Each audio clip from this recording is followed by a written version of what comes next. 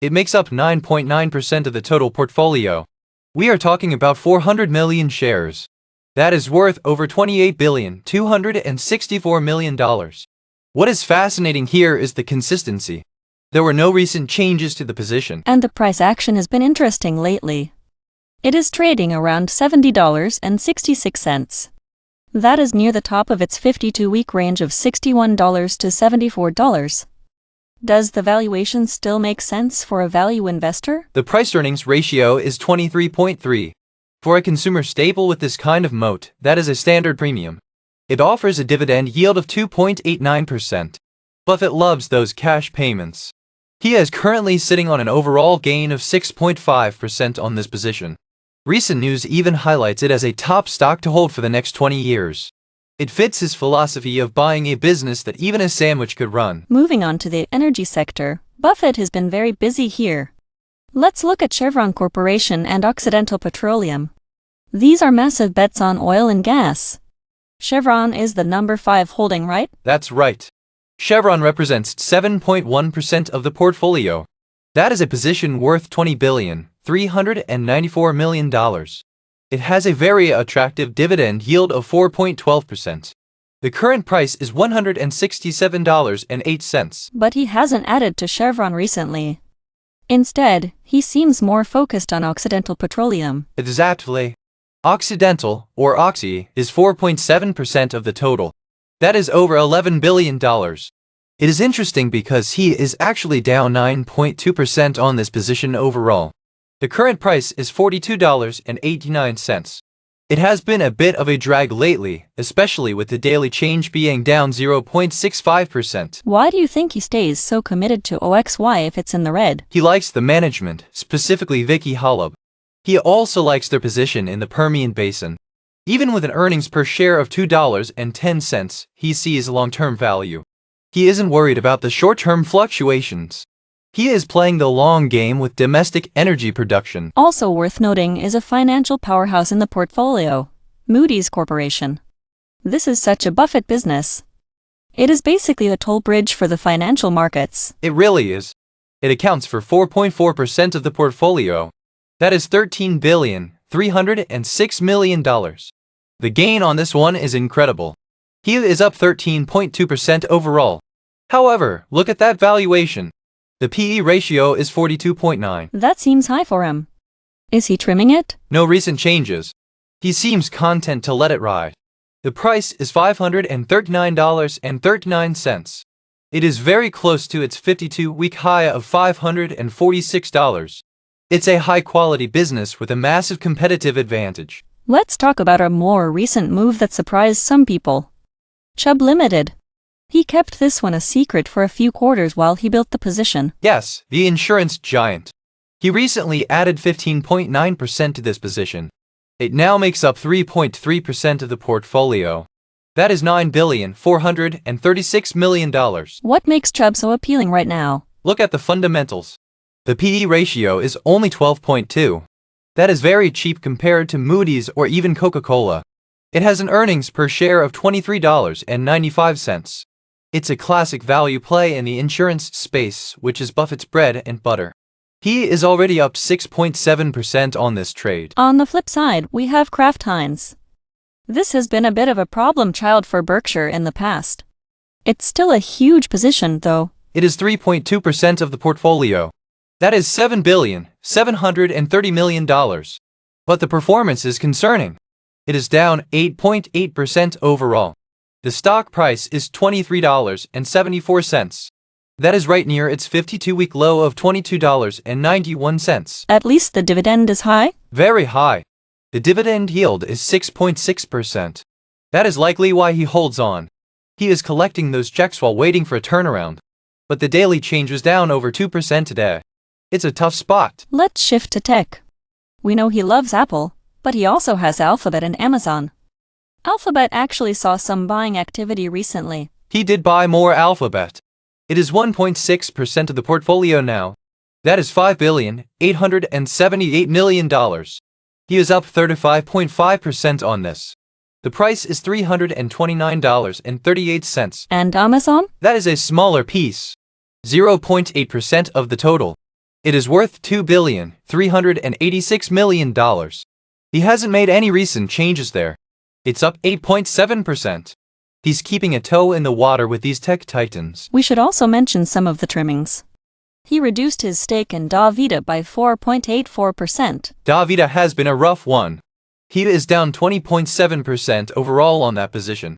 The price is $105.35. With a PE of 9.7, it looks cheap, but he is clearly backing away slightly. He also slashed VeriSign by over 32%. That is a significant move. It is. VeriSign is now 0.9% of the portfolio. He is down 10.8% on that one. It seems like he is cleaning up some of these smaller positions that aren't performing to his standards. Before we move on, I want to mention SiriusXM. He actually added 4.2% to that position recently. That is a high-yield play. The dividend is 5.09%. He owns over 124 million shares. Even though he is down 12.8% overall, he is doubling down on the cash flow. The price is currently $20.28. It's interesting to see him balance these legacy brands like Coca-Cola with these aggressive energy plays and high-yield media stocks. It shows that even at 94, he is still looking for specific types of value. He wants cash flow, low valuations, or massive moats. Sometimes he gets all three. Other times, like with Kraft Heinz, he has to be patient. Mike, we just spent a lot of time on the massive pillars like Coca-Cola, but I want to shift gears to the next tier of the portfolio. Let's look at the payments space. MasterCard Inc. is sitting there with a $2,160 million position. That is roughly 0.8% of the total portfolio. What do the fundamentals tell you about why he's holding this? MasterCard Inc. is a classic Berkshire compounder. Even though it is a smaller slice of the pie, it is an incredibly high-quality business. The current price is $542.01. Now, the PE ratio sits at 34.2. That might seem high for a value investor like Buffett. However, you have to look at the earnings per share, which is $15.64. It is a capital-light business with massive margins. I noticed the dividend yield is quite low at 0.64%. Does that bother the team in Omaha? Probably not. They look at total return and the moat. MasterCard Inc. essentially operates in a duopoly. The stock is actually down slightly today by 0.12%. Looking at the 52-week range, it has traded between $465 and $601. It is currently sitting closer to the top of that range. Interestingly, the overall position is down about 4.7% for the portfolio. Let's move to something a bit more defensive. United Health Group Inc. is another significant holding. It makes up 0.7% of the portfolio. That is about $1,679 million. This is a very different valuation story than MasterCard Inc. The PE ratio for United Health Group Inc. is only 17.2. That is very attractive for a company with an EPS of $19.17. The stock is down today by 1.69%, trading at $333.24. The range on that one is wild. It has been as low as $234 and as high as $606. It really has been a volatile year for healthcare. Berkshire is currently down about 3.5% on this position overall. But look at the dividend. It yields 2.61%.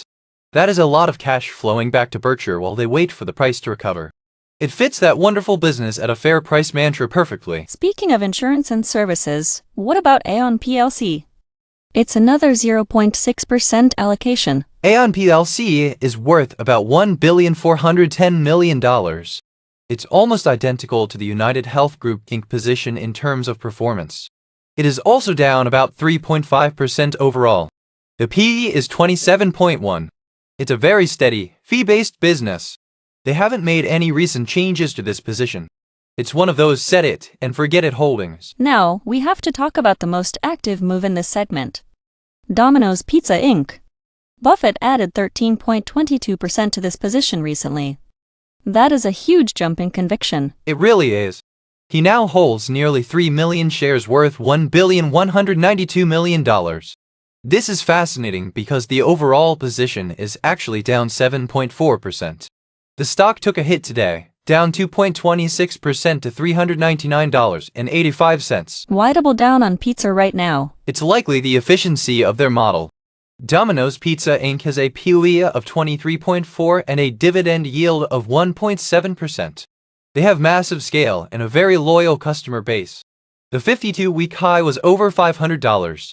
Buying more at $399 suggests he sees a major disconnect between the price and the brand's value. On the other side of the coin, he trimmed Nucor Corp. He reduced the position by 3.12%. That looks like simple profit taking. Nucor Corp has been a home run for him. The overall gain is 27.7%. Even after the trim, the position is worth over $1.1 billion.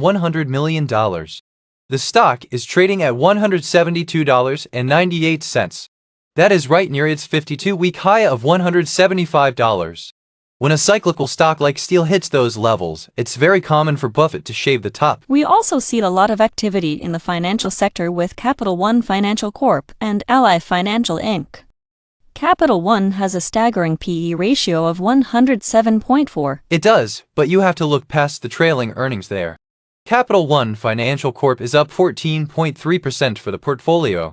It's worth $1.737 billion. The stock jumps 2.53% today to $242.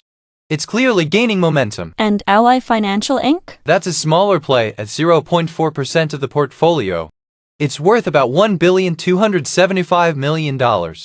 It has a great dividend yield of 2.75%. He's up over 12% on that one. It's a classic value play in the auto lending space with a PE of 34.9. I also wanted to ask about Constellation Brands Inc. That's a 0.7% allocation worth over $2 billion. That's the beer and spirits play. It's been a winner, up 15.8% overall. The PE is 24.8. It offers a solid 2.57% dividend. It's currently trading at $156. It provides that consistent consumer demand that Berkshire craves. It's interesting how many of these positions are around that $1 billion mark. It's like a farm system for the larger core holdings. Exactly. Whether it's the homebuilders like Lennar Corp or the distribution power of Pool Corp, these are all businesses with specific moats. Pool Corp is actually struggling a bit, down 13.8% overall. But with a position worth $924 million, Buffett is clearly betting on the long-term recovery of the luxury outdoor market. Mike, we've covered the heavy hitters. Now I want to look at what some call the tail of the Berkshire portfolio. These are positions that make up 0.1% or less of the total $277.4 billion value. Let's start with HEICO Corp. It's trading at $272.36 right now. Even at just 0.1% of the portfolio, that is still over $352 million. Why does Buffett hold a position like this? It is a classic wonderful business play, Sarah. HEICO Corp is a niche aerospace and electronics company. They make replacement parts for aircraft. It's a very sticky business model. The PE ratio is quite high at 61.7. That tells you Buffett isn't just looking for cheap stocks. He is looking for quality. The stock is down about 1.4% today. However, the overall gain for Berkshire on this position is 7.2%. It's a very stable holding. It's interesting to see that alongside Formula One Group, that's another 0.1% position. It has a massive PE ratio of 135.8. The price is currently $88.86. Is this just a bet on the growing popularity of racing? It seems to be part of the larger Liberty Media ecosystem that Berkshire has followed for years. Formula One Group is currently trading in the upper half of its 52-week range.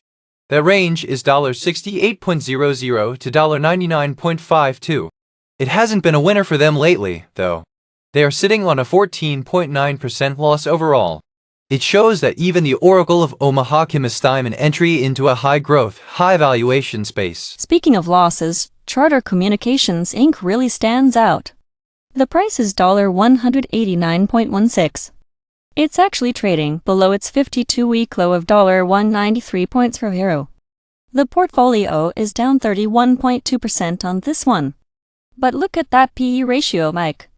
It's only 5.4. That is a deep value play that has turned into a bit of a trap lately.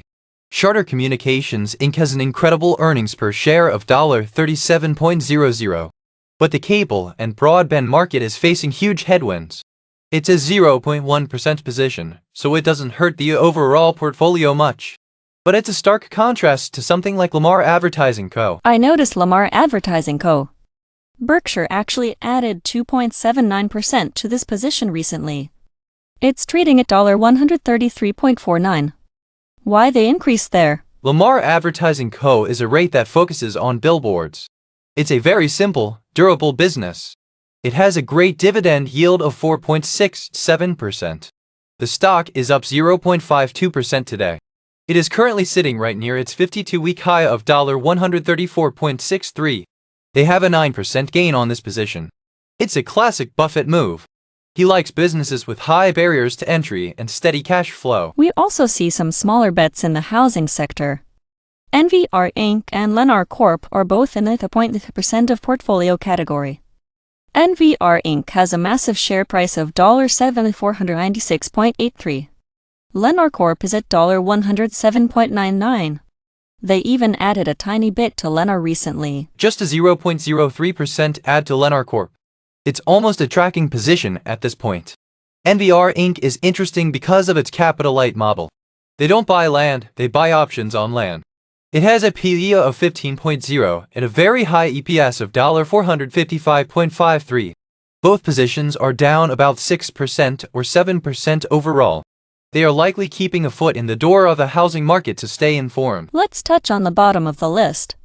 We have Jefferies Financial Group Inc. at $64.16 and Diageo plc at $88.63. These are very small amounts for a $277 billion fund.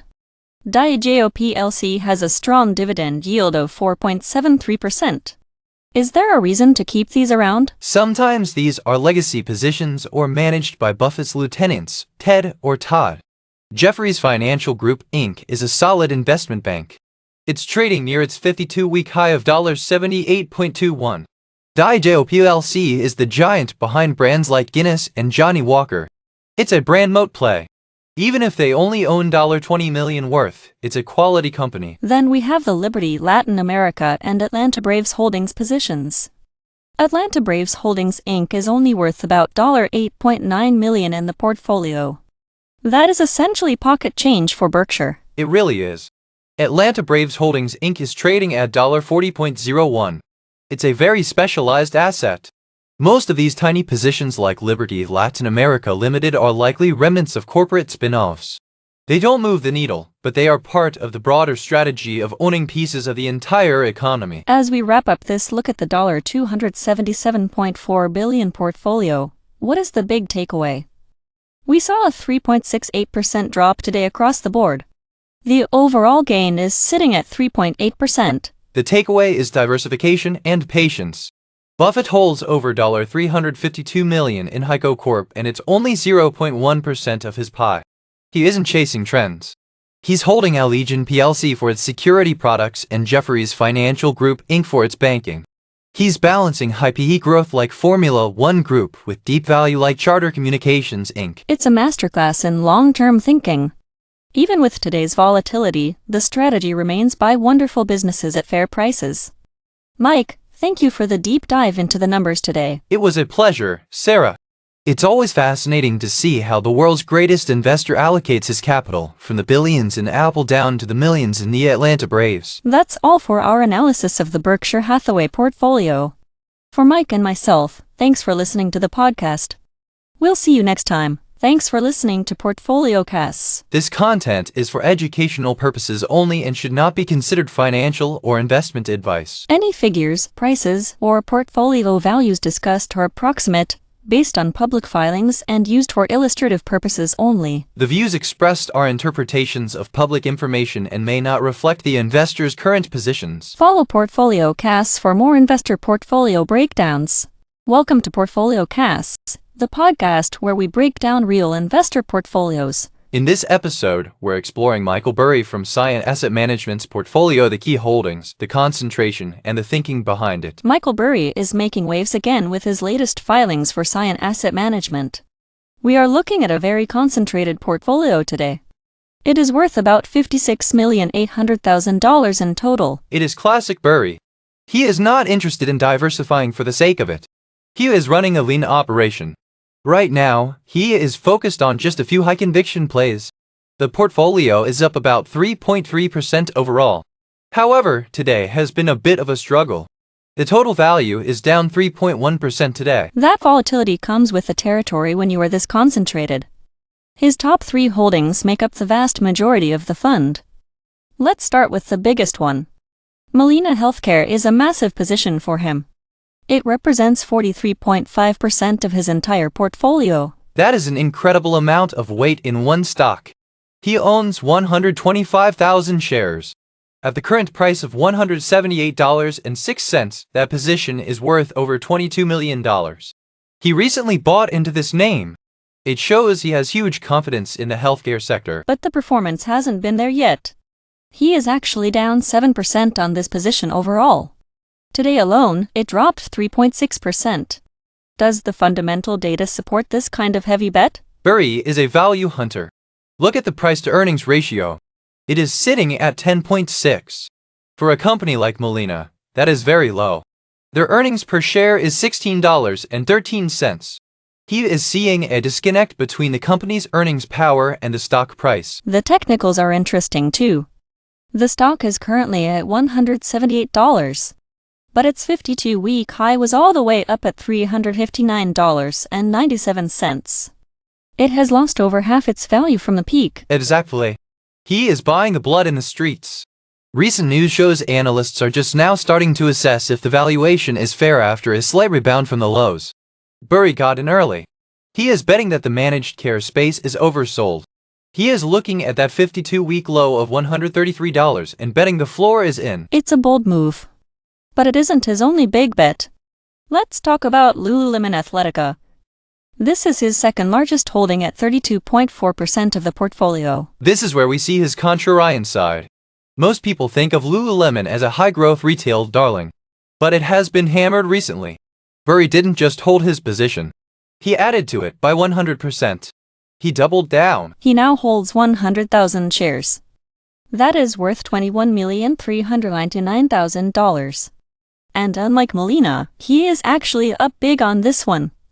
His overall gain is 20.3%. It's a great call so far.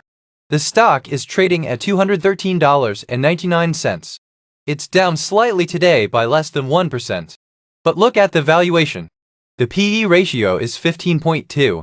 For a premium brand like Lululemon, that is historically very cheap. People are worried about 2025. There is a lot of talk about whether these retail losers can turn it around. The 52-week range is wide here too.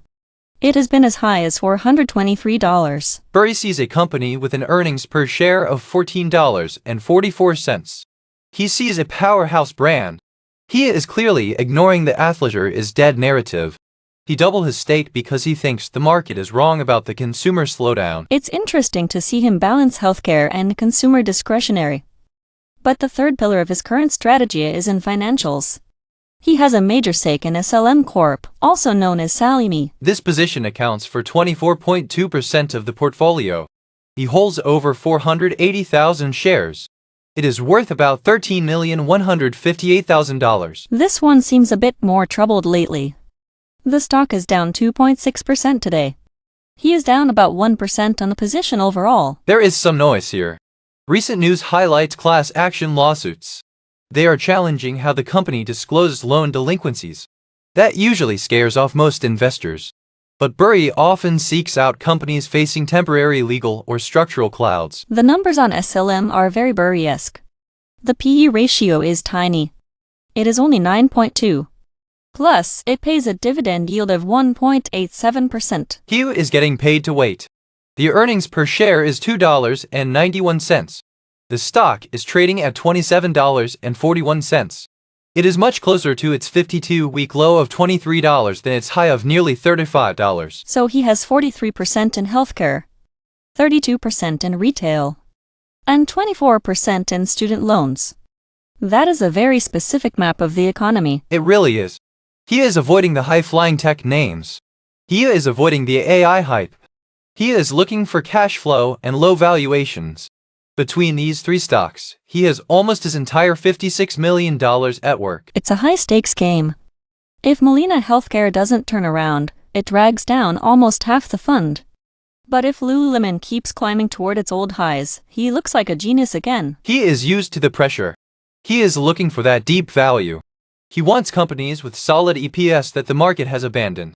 Whether it's lawsuits at SLM or a price collapse at Molina, he sees opportunity where others see risks. We spent the first half of the show looking at the heavy hitters in Cyan's portfolio. But Mike, I want to pivot to some of the names that might surprise people. Let's talk about Molina Healthcare. It seems like a classic Michael Burry play, doesn't it? It absolutely is, Sarah. Molina Healthcare is currently a significant position for Cyan. It represents roughly 7% of the total $56,800,000 portfolio. Burry has always had an eye for the managed care space. What is the fundamental story there? Why does he like the specific provider? Molina focuses primarily on government-sponsored healthcare programs. We are talking about Medicaid and Medicare. This business model is very resilient. It doesn't rely on the whims of the consumer economy. The company currently trades at a price-to-earnings ratio of about 14. That is quite attractive compared to the broader market. And what about the technical side? Where is it sitting in its current range? It has been a bit of a bumpy ride lately. The 52-week range is between $307 and $404. Right now, it is trading closer to the middle of that pack. Burry actually added to this position recently. He increased his stake by about 15% in the last quarter. That shows a lot of conviction. He isn't just holding, he is doubling down. Now, let's switch gears to something more consumer-facing. Lululemon Athletica is in the portfolio. That feels very different from a Medicaid provider. It really does. Lululemon Athletica is a fascinating inclusion. This is Burry playing the contrarian role again. The stock has been punished recently. It is down significantly from its 52-week high of $511. It even touched lows near $220. Is he betting on a brand turnaround? Or is this purely a valuation play? I think it is both. The price-to-earnings ratio has compressed to around 20. For a high-growth retail brand, that is historically very cheap. Burry started this as a new position. It makes up about 5% of the total Cyan portfolio right now. He is looking at their massive margins. He likely thinks the market is overreacting to a temporary slowdown in North American sales. It's risky, though. Retail is so fickle. Does the data show him trimming any of these newer bets? Not yet. In fact, the latest filings show he is maintaining the Lululemon Athletica position. He seems content to wait for the market to realize the brand's global potential. He is especially focused on their expansion into China. Let's move to the third name on our list for today. SLM Corporation, better known as Sally Me. This feels like a deep value play. You hit the nail on the head. SLM Corporation is the leader in private student loans. It is a smaller position for Cyan, roughly 3% of the total value. But it fits his unloved criteria perfectly. The stock has a very low price-to-earnings ratio of about 7. 7? That is incredibly low. Does it offer a dividend to sweeten the deal? It does. They have a dividend yield of around 2.3%. They have also been very aggressive with share buybacks. Burry loves it when management returns capital to shareholders, especially when the stock is trading at such a discount. What is the news flow like for Sally Me? I know student loans are always a political lightning rod. That is the main headwind. There is constant talk about debt forgiveness and regulatory changes. But the private loan market is different from federal loans. Burry likely sees the regulatory fear as overblown. The stock has traded between $14 and $23 over the last year. It is currently showing some strength near the top of that range. We are looking at a portfolio worth $56,800,000. Today, the portfolio is down about 3.1%. Does that daily volatility worry you, Mike? Not when you look at the big picture. Despite today's dip, the overall gain for the portfolio is sitting at 3.3%. You have to remember that Burry is a high-conviction investor. He runs a very concentrated book. When you only hold a dozen stocks, a 3% daily swing is perfectly normal. It's the price you pay for seeking alpha. He isn't trying to hug an index. Exactly. He is looking for those big short-style asymmetric returns. He wants limited downside with massive upside potential. We saw him trim some of his larger tech positions recently. Kia is moving that capital into these value names like SLM Corporation and Molina Healthcare. It feels like he is bracing for a shift in the market, moving away from growth and into real earnings. That is the classic Burry playbook. He is often early to the party. Sometimes he is a year or two early. But when he is right in a massive way. Kia is looking at the macro picture. He sees high interest rates and a tired consumer. That is why he is picking these specific spots. As we wrap up, what is the one big takeaway for our listeners? The takeaway is concentration. Most retail investors are told to diversify into 100 different things. Burry does the opposite. He finds 5 or 10 things he knows deeply. He puts his $56 million behind those ideas. He accepts the volatility because he trusts his research. It takes a lot of discipline to watch your portfolio drop 3% in a day and stay the course. It really does. But that is why he is Michael Burry. He doesn't care about the daily noise. He cares about the fundamental value of the businesses. Well, that is all the time we have for this deep dive into Cyan Asset Management. It is always a wild ride when we look at Burry's moves. It certainly is. Thanks for having me, Sarah. Thank you, Mike. And thank you all for listening. We will see you next time on the Financial Pulse. Thanks for listening to PortfolioCasts. This content is for educational purposes only and should not be considered financial advice. Any figures, prices, or portfolio values discussed are approximate and used for illustrative purposes only. Follow PortfolioCasts for more investor portfolio breakdowns. Welcome to PortfolioCasts, the podcast where we break down real investor portfolios. In this episode, we're exploring Bill Ackman from Pershing Square Capital Management's portfolio, the key holdings, the concentration, and the thinking behind it. Bill Ackman has always been a lightning rod in the investing world. Right now, his Pershing Square Capital Management portfolio is sitting at $15.1 billion. That is a massive amount of capital concentrated in just a few high-conviction bets. It really is the classic Ackman playbook. He doesn't diversify for the sake of it. He identifies companies with deep moats and stays the course. Today, the portfolio is up about 0.55%. His overall gain is sitting at 3.3%. We have to start with his largest position, which might surprise some people. It is Uber Technologies. He has over 20% of the entire portfolio locked into this one stock. That is 30,270,518 shares. Is a massive stake worth over $2.5 billion. Uber is currently trading around $82.86. What's interesting here is the valuation. The price-to-earnings ratio is surprisingly low at 10.3. That is much lower than I expected for a tech giant. But look at the performance. He is actually down 15.4% on this position overall. Does that concern you? It shows his conviction. He recently trimmed the position by a tiny amount, just 0.10%. But he is still all in. The stock has a 52-week range between $60 and $101. He's betting on where Uber will be in 5 years, not 5 months. There's a lot of talk about their long-term moat. Recent reports are asking where the stock will be in 5 years. Ackman seems to believe they will dominate the logistics and transport layer of the economy. Exactly. He likes businesses that are hard to replicate. Now, look at his second largest holding, Brookfield Corporation. This is 19.2% of his portfolio. He owns over 61 million shares. That position is worth $2.8 billion. It's almost as large as the Uber stake. The stock is trading at $46.63. I noticed the dividend yield is quite high at 7.39%. That dividend is a huge part of the total return profile.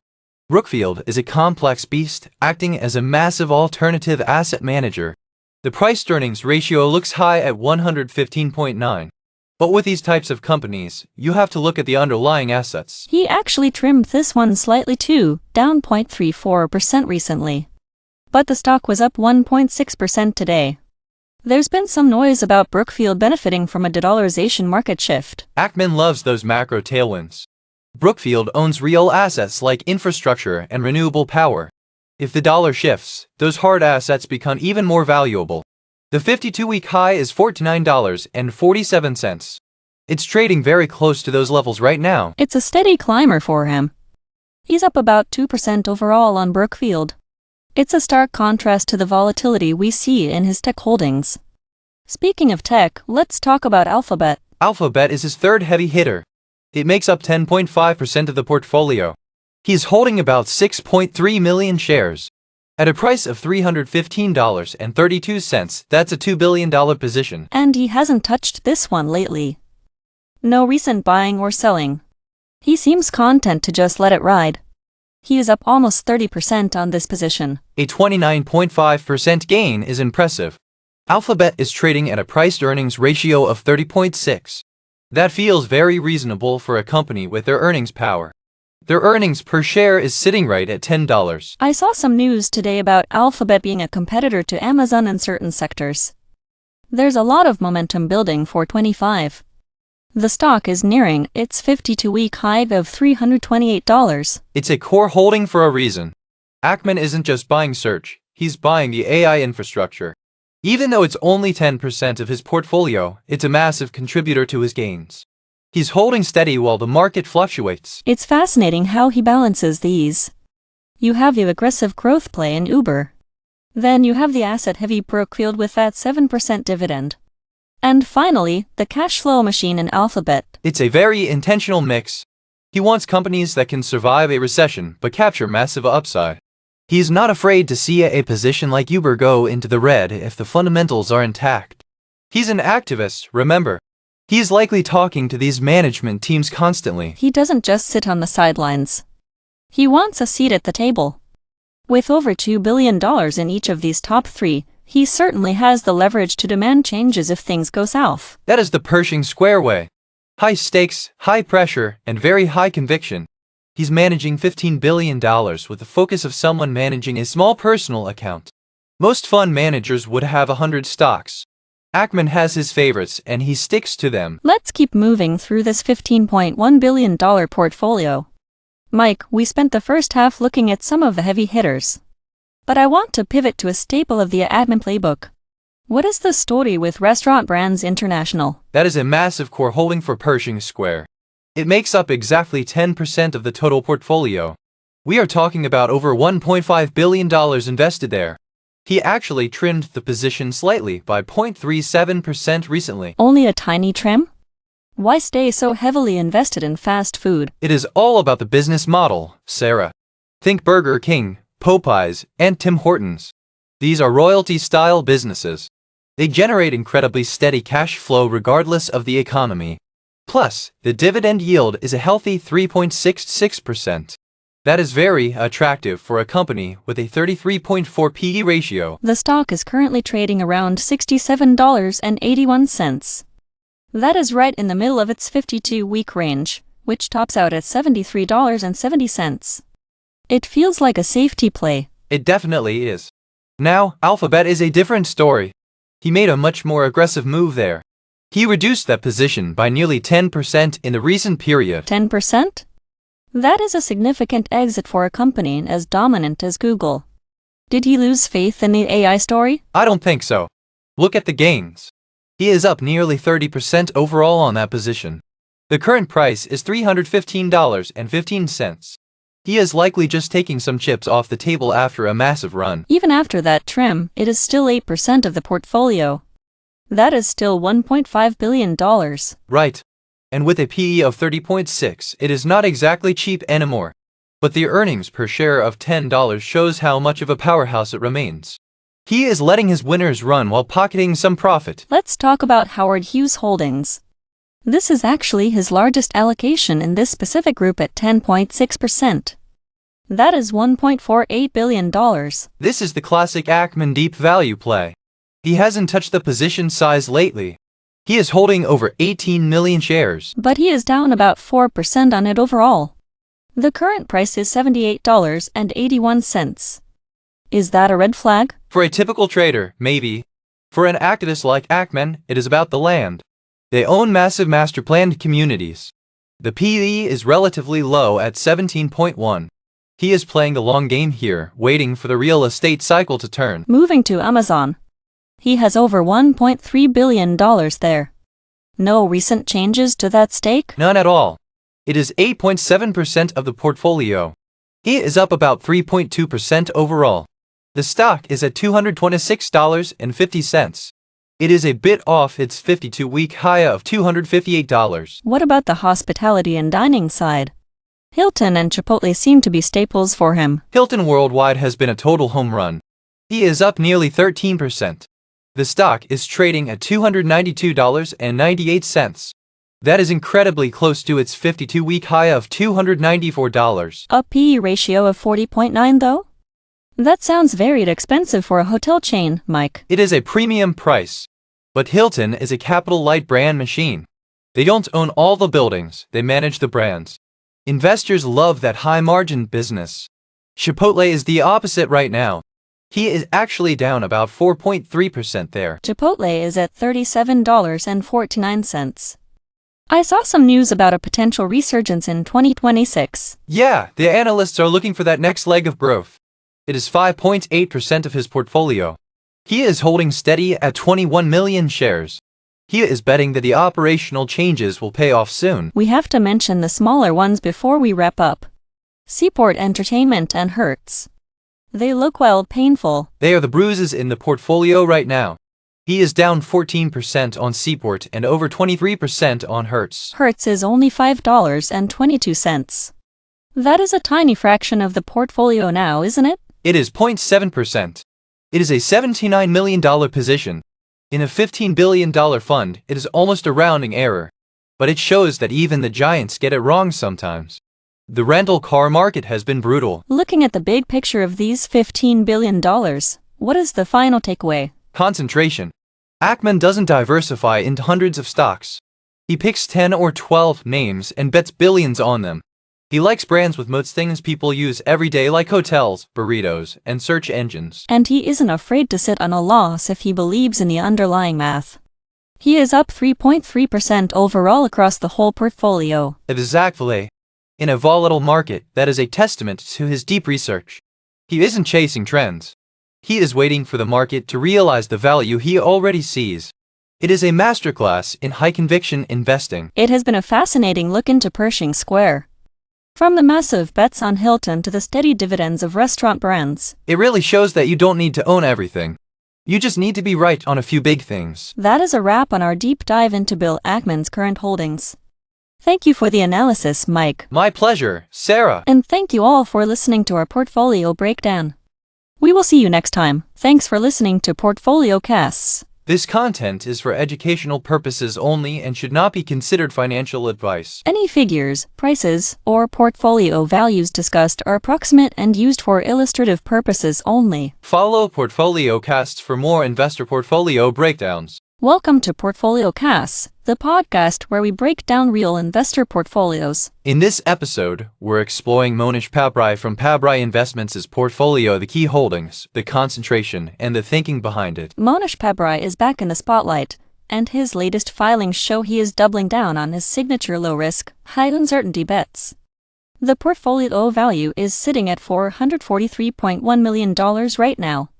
Mike, it is up 31.5% overall. That is an incredible run considering how concentrated he is. It really is a masterclass in conviction, Sarah. Most managers diversify to hide, but Pabrai concentrates to win. He is currently holding just a handful of names. His top 3 positions alone make up more than 80% of the entire $443 million pie. When you look at his strategy, he is essentially betting the house on a few specific macro themes. Let's talk about the biggest bet in the house. Warrior Met Coal Inc. makes up a staggering 34% of the total portfolio. That is $164 million in a single stock. He owns nearly 1.8 million shares. Mike, the stock is trading at $91.12, which is right near its 52-week high of $93. Are we seeing a valuation peak here? It is a fascinating spot. The price-to-earnings ratio is sitting at a very high 134.6. That might scare off traditional value investors. However, Pabrai looks at the long-term cash flow and the structural demand for steel-making coal. This position has already delivered a 43.2% gain for him. If you look at the news, anyone who bought Warrior Met Coal 5 years ago would be up over 346%. He is riding a massive winner here. Even with that high P/E ratio, he hasn't sold a single share recently. The activity shows 0% change in the position size. He is just sitting on it. Is the 0.36% dividend yield even relevant to him at this point? Probably not. For Pabrai, that dividend is just a small bonus. He is interested in the terminal value of the business. Warrior Met Coal is a specialized producer. They provide highly sought-after metallurgical coal. The market is paying a premium for that right now. Even though it's near the top of its 52-week range, he clearly thinks there's more room to run. He is not trimming, which speaks volumes about his confidence. His second largest holding is another coal play, Alpha Metallurgical Resources Inc. This one makes up 25.9% of the portfolio. Between this and Warrior Met Coal, more than half of his money is in the coal sector. He recently added 15.57% to this position. That is a huge move, Mike. He now holds 532 million shares worth over $113 million. That is the conviction I was talking about. He didn't just hold, he aggressively added. Alpha Metallurgical is trading at $214.10. It is also bumping up against its 52-week high of $216. He is buying strength, not weakness. His overall gain on this position is already 30.5%. He sees a supply-demand imbalance in the metallurgical coal space that the rest of the market might be missing. It feels risky to have 60% of your portfolio in two companies in the same industry. But then we look at his third holding, Transocean Limited. This is a complete pivot into offshore drilling. It represents 22.6% of his portfolio. He has 24.4 million shares worth about $103 million. This was a buy recently, and he is already up 35.3% on it. Transocean is a classic Pabrai play. He often talks about the mightiest machines, and Transocean owns the most advanced deepwater drilling rigs in the world. The stock is currently at $4.22. It has been volatile, down 2.5% today. But look at the 52-week range. It has moved from $1.97 up to $4.56. He caught a significant part of that upward move. The daily change of negative 2.5% on Transocean seems to be dragging the total portfolio performance today. The overall portfolio is only up 0.14% today. Does the volatility of a $4 stock worry you when it's 22% of the fund? For most people, yes. For Monish Pabrai, no. He looks at the replacement cost of these rigs. Building a new deepwater rig costs nearly $1 billion. Transocean owns dozens of them.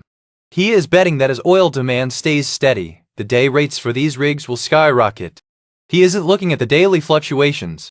He is looking at the fact that he is up 35% on a massive position. It is interesting that his top three holdings are all in the energy and materials sectors.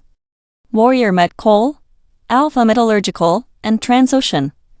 That is over 82% of his $443 million. He is not just a value investor. He is a deep cycle investor. He is buying these unloved industrial giants and waiting for the world to realize their value. Exactly. And he is doing it with incredible efficiency. His total portfolio gain of 31.5% proves the strategy is working. He is finding these asymmetric bets. If he is right about the coal and offshore drilling cycles, these gains could double. If he is wrong, he has bought them at prices where he feels the downside is protected by the physical assets the companies own. I am struck by the sheer size of the Warrior Met Coal position. $164 million. That is a massive amount of trust in one management team. He is clearly comfortable with the current earnings per share of 0.67. He is looking past the current numbers toward a future where these companies are the only ones left standing in their respective fields. He is playing a different game than Wall Street. While others are worried about quarterly earnings, he is looking at 5-year cycles. Adding 15% more to Alpha Metallurgical recently shows he thinks the cycle is actually accelerating. He is putting more capital to work even as the stocks hit new highs. It is a bold way to manage nearly $500 million. We've spent the first half of the show looking at the big picture of Monish Pabrai's current strategy. Now, I want to dive into some of the specific movers in his portfolio. Let's talk about Valaris Limited. This is a massive chunk of his holdings, right? Absolutely, Sarah. Valaris is currently a core holding for Pabrai. It makes up 15.4% of his total portfolio. That is a huge bet on offshore drilling. Currently, the position is worth about $55,050,000. But he's been selling lately. The data shows he reduced this position by over 43% recently. Why would he trim such a significant amount if he's still holding over 1 million shares? It's classic Pabrai. He often trims when he feels the uncertainty he likes has been replaced by certainty that the market has already priced in. Or he might just be rebalancing. Even after that 43% cut, it's still his second or third largest bet. The stock is trading around $51.63 right now. Let's look at the fundamentals there. A price-to-earnings ratio of 9.2 seems quite low for a company with an earnings per share of $5.61. Does that fit his low-risk, high-uncertainty model? It fits perfectly. Look at the 52-week range. It has swung between $27.15 all the way up to $61.70. That is a lot of volatility. But the financials look strong. Recent news suggests that while the stock has shown some weakness lately, the underlying balance sheet is healthy. Pabrai loves finding these companies that the market is currently hating or ignoring despite strong cash flows. It's interesting to see the daily change was down 2.66%. Does that worry you? Not for a long-term value investor like him. He's already up about 5.9% overall on this position. He's playing the long game with offshore energy. He believes the world has underinvested in oil services for a decade. Valaris is his vehicle to capture that recovery. Speaking of offshore drilling, he also has a position in Noble Corporation. But this one looks like it's on the way out. He reduced this holding by over 86%. Mike, what's going on there? Noble is now just a tiny slice of the pie. It only represents 2% of his total $443 million portfolio. He's down to about 239,000 shares. Those are worth roughly $6.9 million. That is a drastic reduction. Why stay in it all with such a small amount? He might be in the process of exiting entirely. Or perhaps he prefers the valuation of Valaris over Noble right now. Noble has a much higher price-to-earnings ratio at 20.9. Compare that to Valaris at 9.2. It's more than double the cost for every dollar of earnings. But Noble offers a dividend, right? I see a yield of 6.70%. That's a pretty significant payout for shareholders. It is a great yield. The stock is priced at $29.24 today. But Pabrai isn't typically a dividend chaser. He wants capital appreciation. He wants the 10 baggers. With an earnings per share of only $1.40, Noble might not offer the same explosive upside he sees elsewhere. The 52-week range for Noble is $17.40 to $35.06. It's currently trading toward the higher end of that. Is it possible he's just taking profits while the stock is strong? That's the most likely scenario. He's sitting on an overall gain of 3.4% with Noble. It's not a home run, but it's a positive return. He's moving the capital into higher conviction ideas. We've seen him do this before where he prunes the garden to let the biggest flowers grow. Looking at the total portfolio, he's up 31.5% overall. That's an incredible performance compared to the broader markets. What is the biggest takeaway for our listeners today? The takeaway is patience and concentration. He doesn't own 100 stocks. He owns a handful of high-conviction bets. He's willing to watch them swing wildly day to day. Today, the portfolio was only up 0.14%. It's a slow grind. He really does follow that Buffett mantra of waiting for the fat pitch. He isn't swinging at everything. Exactly. He waits for the market to misprice a business. Then he buys in bulk. When the price starts to reflect reality, he isn't afraid to trim and move on. Seeing him cut Noble so deeply tells me he's found something else he likes even better. It's a fascinating look into the mind of a master. Even with the recent weakness in Valaris, he's staying the course with a $55 million stake. He clearly believes the energy cycle has more room to run. He's betting on the picks and shovels of the energy world. Whether oil is $80 or $100, these companies provide the essential infrastructure. It's a smart, calculated risk. Well, that brings us to the end of our deep dive into the Pabrai Investments portfolio. It's always a masterclass in discipline. It really is. Thanks for having me to break down these numbers, Sarah. It's going to be a very interesting year for value investors. I agree. We will certainly be keeping a close eye on those filings. Thank you all for tuning into this special analysis. We hope these insights help you navigate your own investment journey with a bit more clarity. I'm Sarah. And I'm Mike. Thanks for listening. We'll see you next time. Goodbye. Thanks for listening to PortfolioCasts. This content is for educational purposes only and should not be considered financial advice. Any figures, prices, or portfolio values discussed are approximate and used for illustrative purposes only. Follow PortfolioCasts for more investor portfolio breakdowns. Welcome to PortfolioCasts, the podcast where we break down real investor portfolios. In this episode, we're exploring Seth Klarman from Baupost Group's portfolio, the key holdings, the concentration, and the thinking behind it. Seth Klarman is the quintessential investor's investor. He manages over $5 billion at Baupost Group with a legendary discipline. His book, Margin of Safety, is basically the Bible for value seekers. It really is. Right now, his total portfolio value sits at about $5.1 billion. We are seeing an overall gain of 7.3% on his current holdings. However, today specifically, the portfolio is down about 1.13%. That is a bit of a dip today. But Klarman doesn't trade for the day-to-day. He looks decades out. Let's start with his biggest conviction right now. That would be Restaurant Brands International. This is a massive statement from Baupost. It is currently their largest holding at 11.1% of the entire portfolio. The position is worth over $556 million. And he didn't just hold it. He aggressively added to it recently. Right. Exactly. He increased the position by over 103%. That is a huge vote of confidence. The stock is trading around $67.42. It has a price-earnings ratio of 32.9. That PE seems a bit high for a traditional value play. What is the draw there? It is about the cash flow and the brands. They own Burger King, Popeyes, and Tim Hortons. These are resilient businesses. Plus, it pays a very healthy dividend yield of 3.72%. I noticed some recent news about them being a dividend champion. That yield is definitely attractive in a volatile market. It really helps with the total return. The stock has traded between $58 and $73 over the last year. Klarman is buying in while it is closer to that high end. He clearly thinks there is more room to run. It is interesting to see him lean so hard into fast food. But then we look at his second largest holding, Alphabet. This is a very different story. Alphabet makes up 9.5% of the portfolio. That is about $597 million. But here is the kicker. He actually reduced this position by nearly 30% recently. That is a significant trim.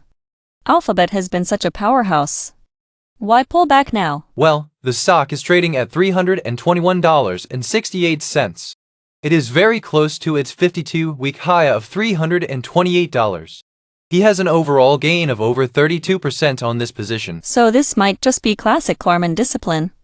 He is taking profits where the margin of safety has narrowed. That is my take. The price-to-earnings ratio is at 30.5. While the earnings per share is a solid $10, he might see better value elsewhere. Even with a small dividend yield of 0.27%, it isn't a massive income generator. There was some news recently about Semaffer hitting a $330 million valuation. It highlights how much the media and search landscape is shifting. Do you think that factors into his caution? It might. Alphabet is the king of search. But Klarman is always looking for where the moat might be getting thinner. He still holds over 1.8 million shares, though. It remains a core, foundational piece of his strategy. Let's move to the third heavy hitter in the portfolio. Elevance Health. This one really caught my eye because of the scale of his recent move. This was a massive buy. He increased the position by over 114%. It now accounts for 8.9% of the total portfolio. That is a $485 million stake. The valuation here looks much more like a traditional Klarman pick. The price-to-earnings ratio is only 14.9. It is a classic value play in a healthcare space. The current price is $368.24. Compare that to their earnings per share of $24.45. It looks very cheap compared to the tech sector. The 52-week range is huge for Elevance. It has been as low as $273 and as high as $458. He is buying the recovery. There has been a lot of movement in the sector. We saw Centene jump over 16% recently. It seems like Klarman is betting on a broader comeback for these health insurance giants. He is also getting paid to wait. Elevance has a dividend yield of 1.88%. It is a solid balance. You get the low valuation and a decent yield. He has already seen a 14% overall gain on this position. The fact that he doubled down suggests he thinks the upside is still significant. It is fascinating to see the contrast. He is trimming the high-flying tech and Alphabet, but he is doubling down on fast food and healthcare. It shows his commitment to price. He isn't afraid of big names, but he will only own them at the right price point. He is managing $5 billion with the precision of a surgeon. The daily change for the portfolio was down over 1% today. Alphabet was up over 2%, but the others dragged. Restaurant brands and elephants both saw slight dips today. But when you look at the position sizes, he is clearly positioned for a specific type of market. He is moving away from pure growth and into cash flow heavy, lower multiple businesses. It really goes back to that margin of safety philosophy. He wants to protect the downside first. Exactly. When you manage that much capital, preservation is just as important as growth. He is building a fortress with these top 3 holdings. They represent nearly 30% of his entire equity portfolio. We've spent a lot of time on the top of the deck, Mike. Let's look at some of the heavy hitters in the middle of the portfolio. What is the story with CRH right now? CRH is a massive position for Baupost. It represents 8.5% of the total portfolio. That is about $417 million in value. Klarman actually trimmed this position by about 11.5% recently. The stock is trading around $123.26. Why trim a core holding like that? Is it a valuation concern? It could be. The PE ratio is sitting at 25.1. The stock has had a great run. It is trading very close to its 52-week high of $129.28. He's up about 2.8% overall. It looks like he is just taking some chips off the table. They recently had some news about transactions in their own shares, which often signals a maturing valuation. Speaking of taking chips off the table, look at Wesco International. That was a significant reduction. Dude, he slashed the Wesco position by nearly 32%. But you have to look at the performance. He is up over 26% on this trade. The stock is currently at $266.97. It has a 52-week range that starts all the way down at $125. So he's essentially harvesting a winner. Exactly. It still makes up 6.7% of the portfolio. So he hasn't lost faith. He's just rebalancing. It's an industrial distributor with an EPS of $13.02. It's a solid business, but Klarman is disciplined about price. I want to pivot to a new addition that caught my eye. Union Pacific. That is a classic moat company, isn't it? It really is. He initiated a buy here. It already accounts for 7.4% of the total portfolio. That is $343 million right out of the gate. The dividend yield is attractive at 2.36%. Currently, it's trading at $229.82. Why railroads and why now? It's a play on American infrastructure and logistics. The PE is 19.6, which is reasonable for a dominant rail carrier. He's currently down about 2.8% on the position. But Klarman doesn't mind being early.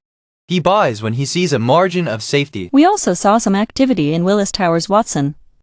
That's a nearly 8% allocation. He trimmed that one by 17%. The current price is $331.92.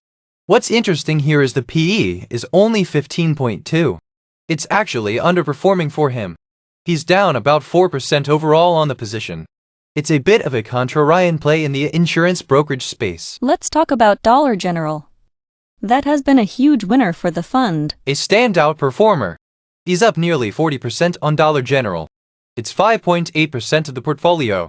He didn't make any changes this quarter. At $144.50, it's trading near the top of its 52-week range. It's a defensive retail play that has clearly paid off. I noticed he added significantly to Eagle Materials. That's an interesting move. He boosted that position by almost 39%. That's a high conviction move. Even though he's currently down 9.3% on the investment. Eagle Materials is at $211.38. The PE is low at 15.5. It shows he's willing to double down on his thesis when the market moves against him. What about the smaller, more specialized positions? Herbalife always generates headlines. It's a smaller slice, only 1.4% of the portfolio. But the gains are incredible. HIA is up 66.6% on Herbalife. The stock is at $14.06. The PE ratio is a tiny 4.5. It's the definition of a deep value, unloved stock that found a floor. And he started a new position in Genuine Parts Company as well? It's about 4.1% of the book now. It's at $122.97. It has a great dividend yield of 3.34%. He's down about 11% since the buy. But again, look at the EPS of $5.81. He's buying quality at a discount. We should also mention the Liberty Global Holdings. He has both the A and K shares. Combined, they are over 6% of the portfolio. He trimmed the K shares by 12% recently. These are trading around $11. It's a complex cable and broadband play. The narrative there is shifting toward growth assumptions, and Klarman is adjusting his size accordingly. Any concerns in the fintech space? Fidelity National and Fiserv? Fidelity National, or FIS, is a core 5.3% holding. No changes there. Fiserv is the tough one. He's down 46.7% on that position. It's only 2.4% of the portfolio now. The PE is 10.1, so it's cheap. But the market has been brutal to it. Finally, he added Americold Realty Trust. A 7% dividend yield? Yes, a new buy. It's a 0.9% allocation. At $13.06, he's already up 6.7%. It's a specialized rate focused on cold storage. It fits that niche, asset-heavy profile he loves. Looking at the whole $5.1 billion portfolio, what is the final takeaway? Discipline. He's trimming winners like Wesco and CRH. He's adding to unpopular sectors like railroads with Union Pacific. He isn't afraid of a 1.1% daily dip because he's looking at the 7.3% overall gain. He's playing the long game. It's a masterclass in patient capital. Thank you, Mike, for the deep dive. That wraps up our analysis of the Baupost Group. Thanks for listening to the Daily Portfolio. We'll see you next time. Thanks for listening to PortfolioCasts. This content is for educational purposes only and should not be considered financial advice. Any figures, prices, or portfolio values discussed are approximate and used for illustrative purposes only. Follow PortfolioCasts for more investor portfolio breakdowns. Welcome to PortfolioCasts, the podcast where we break down real investor portfolios. In this episode, we're exploring Terry Smith from Fundsmith's portfolio, the key holdings, the concentration, and the thinking behind it. Terry Smith has often been called the Warren Buffett of Britain. Looking at this $20.6 billion portfolio, you can really see that philosophy in action. He focuses on high-quality companies with resilient models. But even with a do-nothing mantra, he's making moves. He really is. The core of the Fundsmith strategy is finding businesses with high returns on capital. He wants companies that can weather any economic storm. Today, the portfolio is down slightly by 0.39%. However, his overall gain stands at a solid 3.9%. Let's look at his biggest bet right now. Stryker Corp makes up 8.6% of the entire portfolio. That is a massive $1.68 billion position. Interestingly, he recently reduced his holding by 1.83%. Mike, what's the story with Stryker? Stryker is a powerhouse in the medical technology space. They dominate in reconstructive surgery and neurotechnology. The current price is $366.32. It's been a bit of a bumpy ride for Smith here. He's actually down 0.9% overall on this position. That's surprising given his track record. Is the market losing faith? I saw some headlines suggesting investors haven't warmed to Stryker lately. This is despite the company's own reassurances about growth. The valuation is definitely a talking point. We are looking at a PV ratio of 46.9. That is quite high for a medical device company. But Smith likes their competitive moat. They have an earnings per share of $7.62. He's also collecting a 1.01% dividend while he waits for the turnaround. It's a classic Smith play. He's looking at the 52-week range, which goes from $329 up to $406. He's holding steady near that lower end. Now, let's shift to his second largest holding, IDEXX Laboratories. This represents 8.4% of the portfolio. This is a $1.87 billion position for him. IDEXX is the leader in pet healthcare diagnostics. If you've taken your dog to the vet recently, you've probably used their tech. The stock is currently trading at $715.99. He's doing much better here than with Stryker. He's up 12.1% overall on IDEX. But look at that PE ratio, Mike. It's sitting at 54.3. Isn't that a bit rich even for a quality investor? It is very expensive by traditional standards. However, IDEX has incredible pricing power. Recent news shows the stock is up nearly 65% over the last year. Smith did trim this position slightly by 1.09% recently. It looks like he might be taking a tiny bit of profit off the table. The technicals are impressive. The 52-week range is wide, from $356 to $769. It's trading near the top of that range. With an EPS of 12.61, the growth story seems very intact. It really does. Smith loves the recurring revenue model of diagnostics. Vets don't switch these machines out easily once they are installed. It creates a very sticky business. Let's move to the third heavy hitter. Alphabet Inc. makes up 7.7% of the portfolio. This is where we see the most significant recent change. He reduced his stake in Alphabet by 7.56%. That's a notable move for someone who hates trading. It really is. He owns over 6.2 million shares worth about $2.02 billion. Alphabet has been a home run for him. He is up 32.4% overall on this position. The stock jumped 2.41% just today to reach $321.93. Why trim such a winner? Is he worried about the AI transition or the regulatory pressure? It could be a bit of both. But look at the valuation. Alphabet's PE ratio is 30.5. Compared to IDEX or Stryker, it actually looks cheap. They have an EPS of 10.00. They also recently started paying a small dividend of 0.27%. It's interesting to see the 52-week range here. It goes from $140 to $328. Alphabet is trading very close to its yearly highs. Perhaps Smith feels the easy money has been made for now.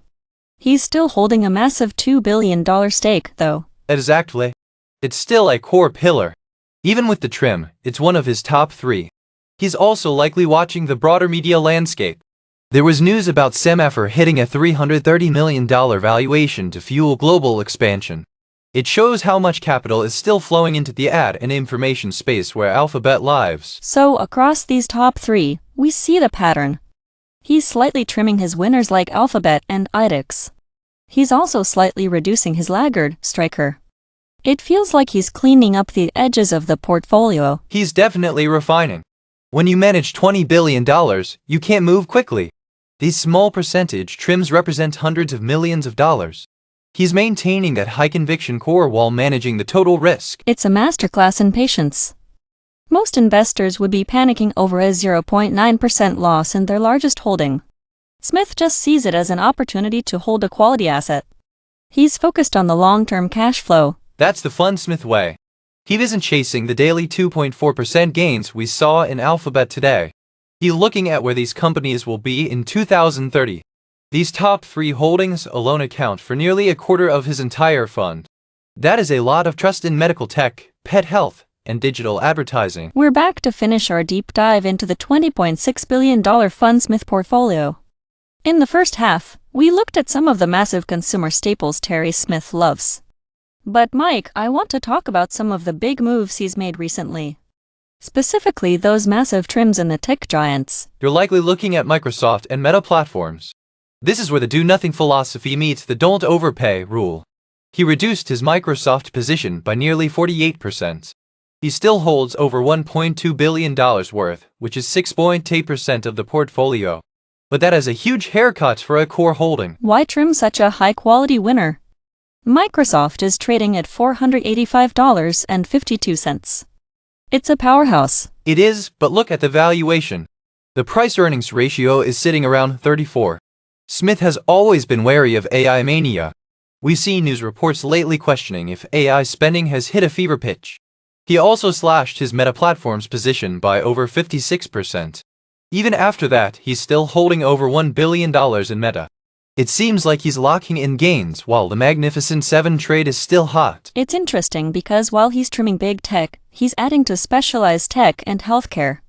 Look at Waters Corporation. That's now a 6% allocation worth over $1.5 billion. He added nearly 10% to that position recently. Waters is a classic Terry Smith play. They make analytical instruments for labs.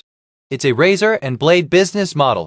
Once a lab buys the machine, they need the consumables forever.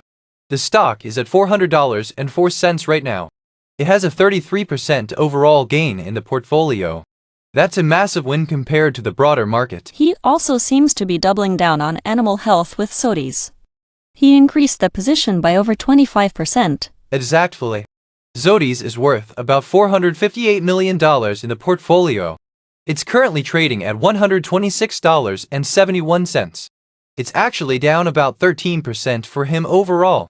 But Smith often adds to his conviction stocks when they're in the bargain bin. The price-to-earnings ratio there is 21.5, which is quite reasonable for a leader in pet medicines. Let's talk about the payments space. Visa is a massive 6.7% of the total portfolio. That's $1.37 billion. It's such a steady performer, isn't it? It really is the ultimate toll bridge business. He barely touched the position recently, just a tiny out of 0.01%. It's trading at $356.61. It's not cheap with a 34 PE, but the dividend yield of 0.76% and the sheer market dominance make it a core pillar for Fundsmith. I noticed a bit of a struggle in some of the defensive names. Automatic Data Processing, or ADP, is down 11% overall. And Procter & Gamble is down 10%. Does that worry you? It's a bit of a drag on the daily numbers. ADP is a 6.4% allocation, so that 11% loss hurts. It's trading at $261. But look at the dividend. It's yielding 2.64%. P&G is yielding over 3%. These are the ballast in the ship. They provide steady cash flow even when the stock price is sitting near the bottom of its 52-week range. We also have to mention the massive add-in into it. He boosted that position by 64%. That's a huge vote of confidence. It brings the position to nearly $400 million. Intuit is the king of tax and accounting software. Even though it's trading at $652 with a high PE of 43, Smith clearly thinks the growth runway is still there. He's also been buying NAPCO Security Technologies. He increased that holding by 86%. It's a smaller position, only about $73 million, but he's clearly hunting for growth in the security sector. On the flip side, he's pulling back on Philip Morris. He reduced the position by 20%. Is the tobacco story changing for him? It might be a valuation play. Philip Morris has been on a tear, trading at $156. It's near its 52-week high of $186. He still has over $1.1 billion in it. It pays a great dividend of nearly 4%.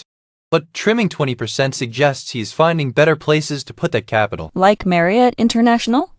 That's a 5.6% allocation. It's worth $1.35 billion. Marriott has been fantastic for him. He's up 23% on that position. It's trading at $321, right at the top of its 52-week range. He trimmed it by a tiny fraction, but it remains a top 5 holding. It shows he still believes in the global travel recovery. To wrap things up, Mike, what's the big takeaway from the Fundsmith strategy this quarter? The takeaway is that doing nothing doesn't mean being asleep at the wheel. Smith is aggressively taking profits from the tech winners like Microsoft and Meta. He is rotating that cash into healthcare and specialized software like Intuit and Zodis. He's sticking to his guns on high quality, high return on capital businesses. He's willing to sit through some short-term pain in names like Nike or P&G because he trusts the long-term compounding. It's a $20 billion masterclass in patience and discipline. Even with a small daily dip of 0.39%, the overall gain of nearly 4% shows the strategy is holding firm. Precisely. Invest in good companies, don't overpay, and then have the stomach to stay the course. That's a great place to end it. Thanks for the deep dive, Mike. This has been a fascinating look at one of the world's most watched portfolios. Always a pleasure, Sarah. See you next time. Thanks for listening to PortfolioCasts. This content is for educational purposes only and should not be considered financial advice. Any figures, prices, or portfolio values discussed are approximate and used for illustrative purposes only. Follow PortfolioCasts for more investor portfolio breakdowns. Welcome to PortfolioCasts, the podcast where we break down real investor portfolios. In this episode, we're exploring Chase Coleman from Tiger Global Management's portfolio, the key holdings, the concentration, and the thinking behind it. Chase Coleman has built an absolute powerhouse with Tiger Global Management. We are looking at a portfolio valued at $32.2 billion today. It is a massive footprint in the tech world. Even with a slight dip of 0.41% today, the strategy remains crystal clear. You are right, Sarah. Coleman is the quintessential growth investor. He focuses on disruptive technology and internet giants. Looking at the top of the list, Microsoft is currently his largest holding. It makes up 10.5% of the entire portfolio. That is a position worth over $3.17 billion. That is a massive bet on one company. But interestingly, the portfolio is actually down 6.5% overall on Microsoft. Does that worry you from an analyst perspective? It is definitely a point of tension. Microsoft is trading at $484.34 right now. The price-earnings ratio is sitting at 33.9. That is not cheap. But when you look at the 52-week range, it has been as high as $555. Coleman is likely looking at the long-term AI play here. Speaking of AI, I saw some recent news about voice de-identification technology. Microsoft is a key player in that global market analysis. They are positioning themselves as the infrastructure for the next decade. Exactly. And despite the current 6.5% loss, they are still paying a small dividend yield of 0.64%. It is not much, but it shows the company is maturing while still chasing massive growth. Coleman hasn't made any recent changes to this position. He is holding steady with over 6.5 million shares. Let's shift to the second largest holding, Alphabet. This one has been a huge winner for Tiger Global. They are up 32.4% on this position overall. Alphabet is a foundational piece for Coleman. It accounts for 8% of the total portfolio. That is roughly $3.42 billion in value. The stock is trading at $321.77. It saw a nice jump of 2.4% just today. I noticed the price-to-earnings ratio is a bit lower than Microsoft's. It is sitting at 30.5. Does that make it a better value play in this high-growth sector? In many ways, yes. Alphabet has an earnings per share of $10 even. They also recently started a small dividend of 0.27%. The technicals look strong too. It is trading near the top of its 52-week range, which goes up to $328. There was also some interesting news regarding Alphabet's ecosystem. Semaphore just hit a $330 million valuation in a fundraise. This is fueling global expansion. Alphabet is always at the center of these digital media and data shifts. It really is. Coleman owns over 10.6 million shares of Alphabet. He hasn't touched the position recently. He seems very comfortable letting the 32% gain ride. It provides a great cushion for the portfolio. Now let's talk about Amazon. This is the third pillar of the top holdings. It makes up 7.5% of the portfolio. What caught my eye here is that Coleman actually added to this position recently. He did. He increased the stake by 3.35%. That brings the total position to over 11 million shares. It is worth about $2.67 billion. Amazon is trading at $242.07. The gain on Amazon is solid too. They are up 10.2% overall. But the price-to-earnings ratio is quite high at 33.7. It is high. But Amazon is always a story of reinvestment. Their earnings per share stands at $7.08.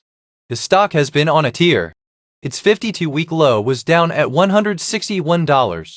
Now it is flirting with that $258 high. I saw a headline comparing Amazon to UPS recently. It suggested that if you own UPS, you should look at Amazon instead. It highlights how Amazon is eating the logistics world. Coleman clearly agrees with that sentiment. By adding 3% to his position, he is signaling that he thinks there is more room to run. He is not just holding these tech giants. He is actively leaning into the ones he thinks have the most momentum. It is a very concentrated top three. Between Microsoft, Alphabet, and Amazon, you have 26% of a $32 billion fund. That is a lot of eggs in three very large baskets. It is the Tiger Global way. They don't diversify for the sake of it. They find the winners and they stay aggressive. When you look at the total portfolio loss of 0.6%, it is remarkably stable. That is because these big three are doing the heavy lifting. The Microsoft loss is the only real blemish in this top group. But even there, the scale of the position shows Coleman's conviction. He is waiting for the AI cycle to reflect in a share price. And he has the capital to wait. With $32 billion under management, he isn't forced to exit positions early. He can weather a 6% dip in Microsoft because he is up 32% in Alphabet. It is a balanced approach to high conviction growth. We've seen the heavy hitters in the top of the portfolio. But Mike, I want to look at the rest of this $32.2 billion machine. Specifically, C Limited. It is a massive 8.9% of the total portfolio. It is their second largest position, Sarah. They hold over 16 million shares worth $2.2 billion. It's been a bit of a rough ride, though. They are down nearly 22% on this position overall. And the stock was down over 2% just today. What are the fundamentals looking like there? The price-earnings ratio is sitting at 58.3. The 52-week range is wide, from $99.50 up to nearly $200. Right now, it's trading at $139.67. It's a volatile e-commerce and gaming play in Southeast Asia. Let's shift to the semiconductor space. We can't talk about tech without Nvidia and Taiwan Semiconductor. Exactly. Nvidia is 6.8% of the portfolio. That is $2.2 billion in value. They haven't made any recent changes to the position size. It's a core holding for Chase Coleman. It's interesting because Nvidia is actually up for them, even if it's just a 1.2% gain overall. It's a steady hand in the portfolio. The PE ratio is 45.9. It's trading at $188.85. That is toward the high end of its 52-week range.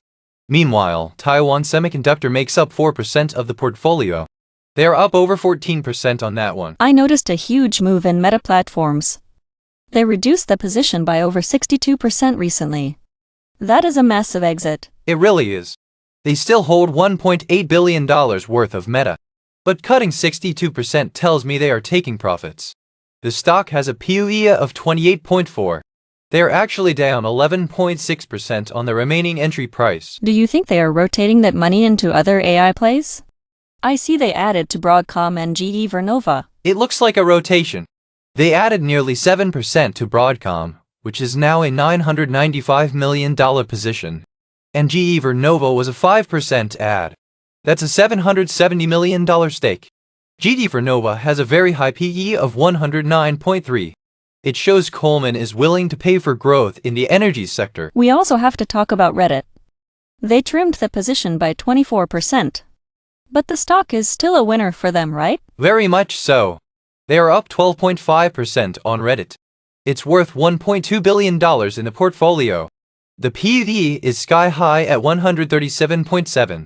It's a classic aggressive growth play that has performed well since the IPO. On the flip side, AppLovin is a 4.5% allocation. But they are down 11.5% on it. AppLovin has been volatile. It's trading at $635.59.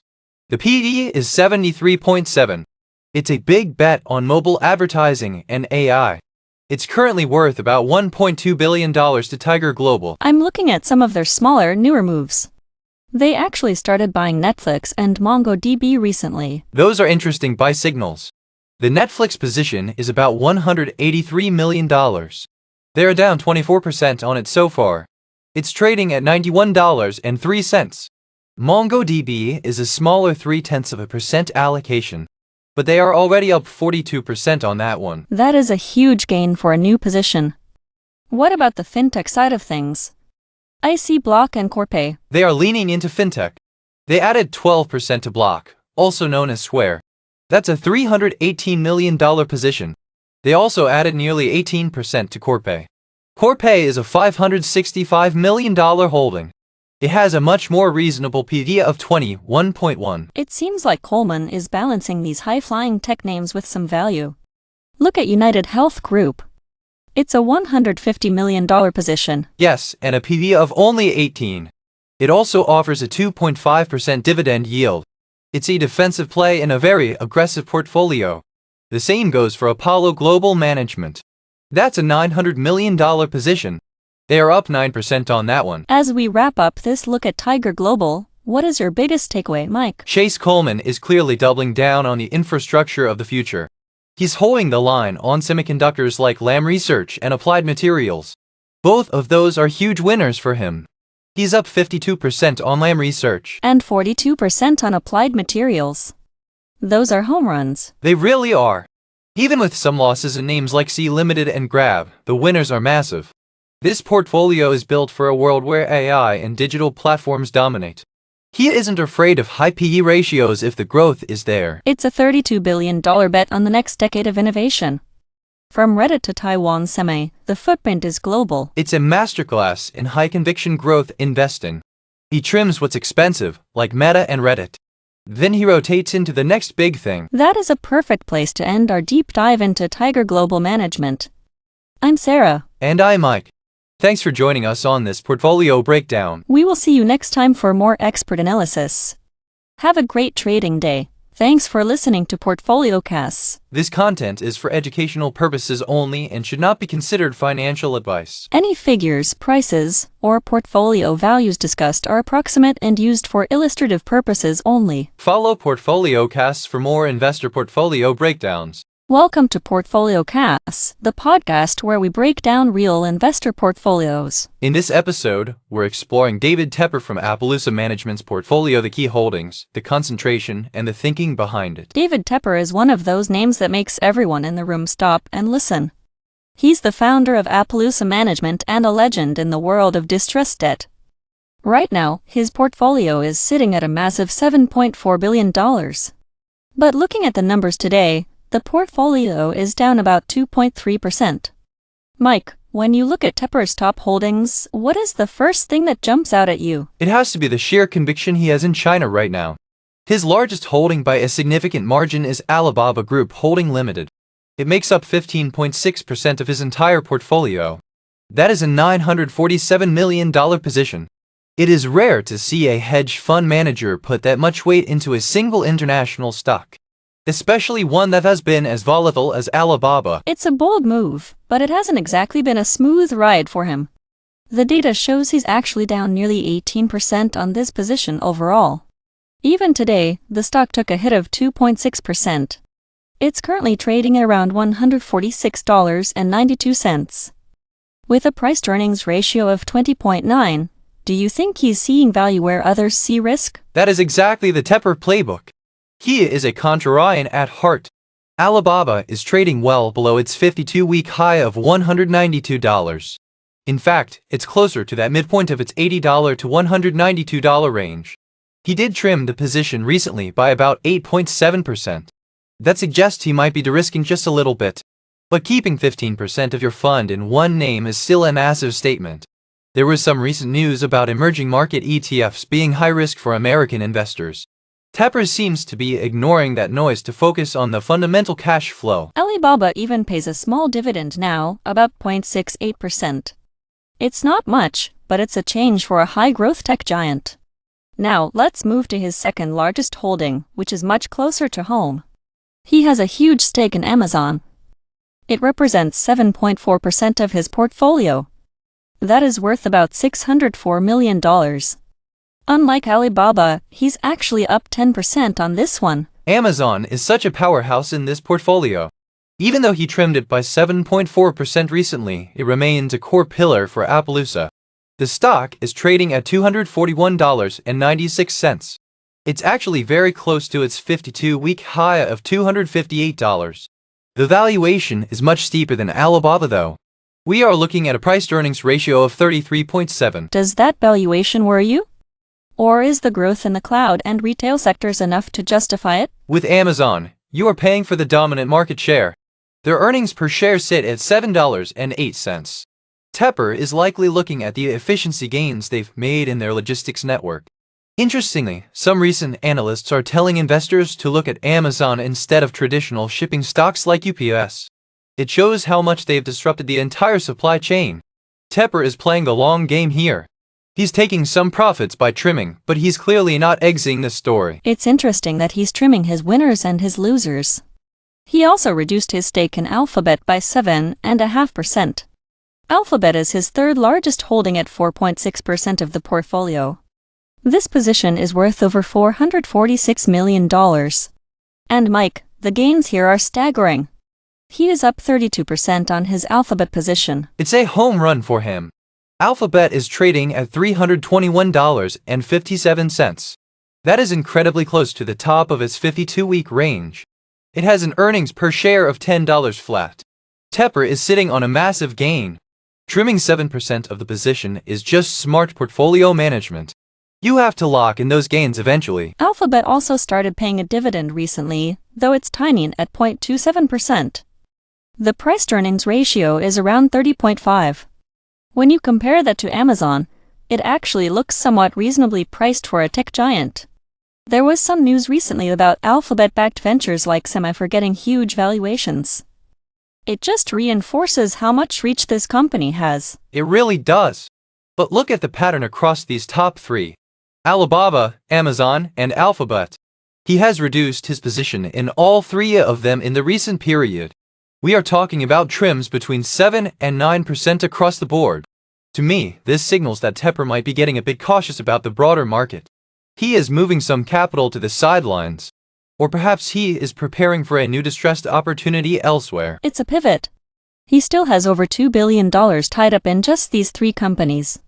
That is a lot of concentration for a $7.4 billion fund. He is staying heavy in big tech and Chinese retail. But he is definitely shaving the edges. The daily change for Alphabet was actually positive today, up over 2%. That helped offset some of the pain from the Alibaba drop. That's the benefit of diversification, even in a concentrated portfolio. Alphabet and Amazon were both in the green today. Alibaba was the anchor dragging things down. Tepper has always been willing to endure short-term pain for long-term payoffs. He did it in 2009 with the banks. He's doing it now with Chinese tech. He's looking at that 21 PE ratio on Alibaba and betting the market is wrong. It takes nerves of steel to hold a $900 million position that is down nearly 18%. But that is why he is David Tepper. He doesn't trade on emotion. He trades on the numbers. And right now, the numbers tell him to stay the course with these giants. Even if he is taking a little bit of money off the table. Exactly. He is managing the risk while keeping the core thesis intact. He's not running for the exits. He's just adjusting the sales. When you look at the 52-week ranges, both Amazon and Alphabet are near all-time highs. Alibaba is the outlier. It's the deep value play in a portfolio otherwise dominated by high-flying American tech. It's a classic Tepper setup. He has the steady growth of Google and Amazon to balance out the high-risk, high-reward potential of Alibaba. Mike, let's pivot to one of the most eye-popping moves in David Tepper's latest filings. He increased his position in Whirlpool Corporation by nearly 2,000%. That is not a typo. Why such a massive bet on appliances right now? It's a classic Tepper move, Sarah. He is looking for deep value in a sector that most people are avoiding. Whirlpool Corporation now makes up 5.8% of the total $7.4 billion portfolio. He holds 5.5 million shares worth about $425 million. The stock has been beaten down, trading at $77.28.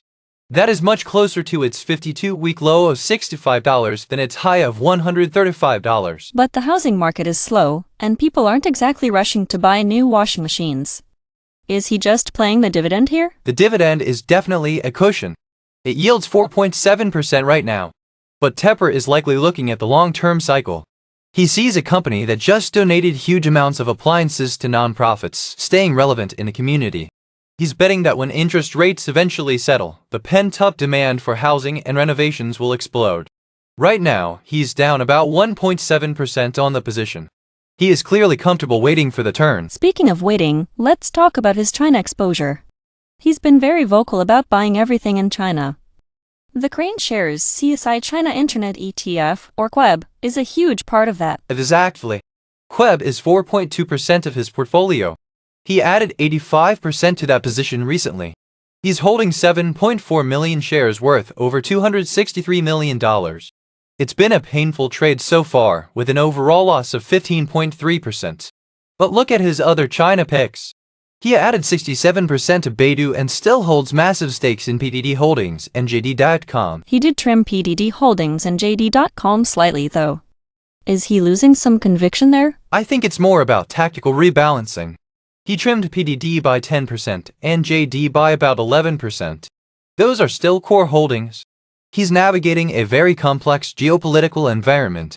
Recent news shows a shift toward protectionism, which hurts Chinese tech. But Tepper is a distressed debt specialist at heart. He loves buying when the blood is in the streets. Let's move to the semiconductor space. We can't talk about a $7 billion portfolio without mentioning NVIDIA. NVIDIA is still a powerhouse for Appaloosa. It's 4.8% of the portfolio, worth nearly $359 million. Interestingly, he added 8.5% to the position recently.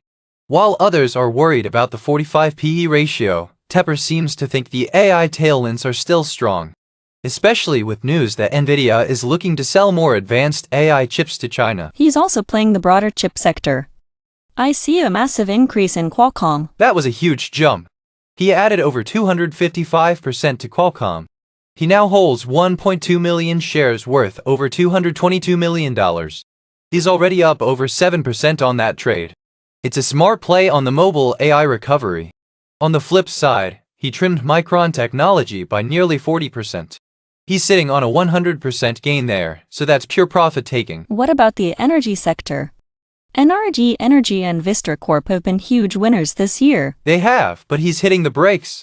He reduced NRG Energy by 5% and slashed Vistra Corp by 30%. Vistra has been a monster performer, but it dropped 9% today. Tepper is likely locking in gains before the leadership succession plan at NRG creates any volatility. He still has nearly $200 million in Vistra, but he's clearly de-risking. I noticed a lot of new activity in the banking sector too.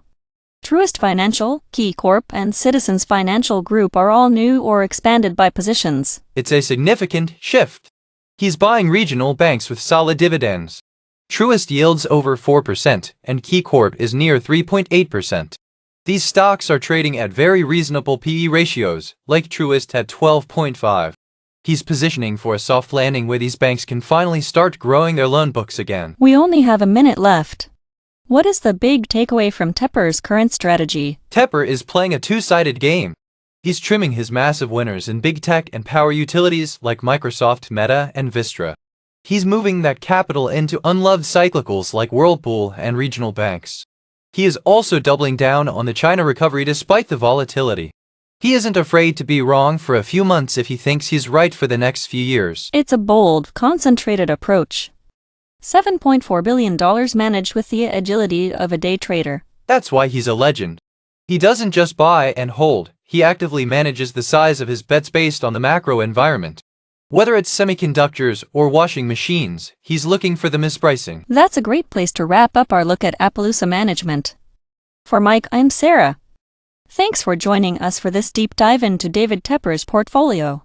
We'll see you next time. Thanks for listening to PortfolioCasts. This content is for educational purposes only and should not be considered financial advice. Any figures, prices, or portfolio values discussed are approximate and used for illustrative purposes only. Follow PortfolioCasts for more investor portfolio breakdowns. Welcome to PortfolioCasts, the podcast where we break down real investor portfolios. In this episode, we're exploring Stephen Mandel from Lone Pine Capital's portfolio, the key holdings, the concentration, and the thinking behind it. Looking at Stephen Mandel's latest moves at Lone Pine Capital, you can really see that classic Tiger Cub DNA at work.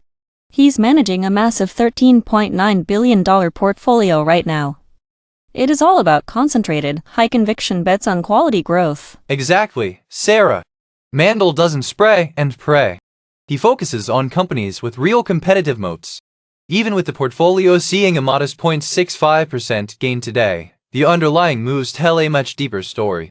HIA is currently sitting on an overall gain of about 1%. Let's start with the heavy hitter in the portfolio, Meta Platforms. It makes up 7.1% of the total holdings. That is a huge position, worth over $857 million. It is a cornerstone for him, but he's been trimming. He reduced the position by over 20% recently. That is a significant haircut for a core holding. Why pull back now? The stock is trading at $648.69. It's actually down about 1.8% today. I think it's a valuation play. Meta has been on a tear, hitting a 52-week high of $796.25. Mandel might be locking in some gains. Interestingly, the stock is still showing an overall loss of 11.7% for the portfolio. That's a tough pill to swallow for such a large position. But the fundamentals still look decent, right? I saw some news about Meta hitting the Rule of 40, which usually signals a buy for growth investors. It does. Their price-earnings ratio is sitting at 28.4. For a company with their margins, that's not outrageous. They even started paying a dividend of 0.32%. It's small, but it shows maturity. It feels like he's balancing that long-term growth with a bit of caution. Speaking of caution, let's look at Taiwan Semiconductor Manufacturing, or TSM. This is another massive slice of the pie at 6.2%. TSM is the backbone of the AI revolution. Mandel holds over 3 million shares worth $972 million. But just like Meta, he's trimming here too. He reduced the stake by about 11% recently. That's interesting because TSM is actually a winner for him. He's up over 14% on this position overall. Even with today's drop of 2.7%, bringing the price to $318.68. The technicals on TSM are a bit wild in the data. The 52-week range is listed between $780 and $1,585. At a current price of $318, it looks like it's trading way below those previous levels. That's a huge gap. Does the fundamental data support a recovery? The PE ratio is 27.9. That feels fairly valued for a dominant chip maker. It is, and they have a solid dividend yield of 1.2%. The recent news highlights tailwinds from ASML and the memory market. However, some analysts are saying the stock looks fully priced at these levels.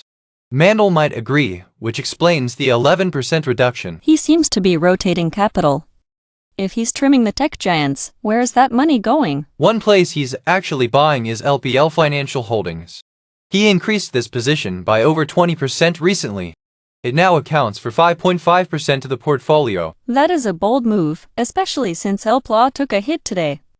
It's down over 4.5%, trading at $359.38. It's a classic Mandel move. LPLA is an infrastructure play for the financial world. He now holds over 2.2 million shares worth about $810 million. Despite today's volatility, he's up 8% on the position overall. The PE ratio there is 36.2.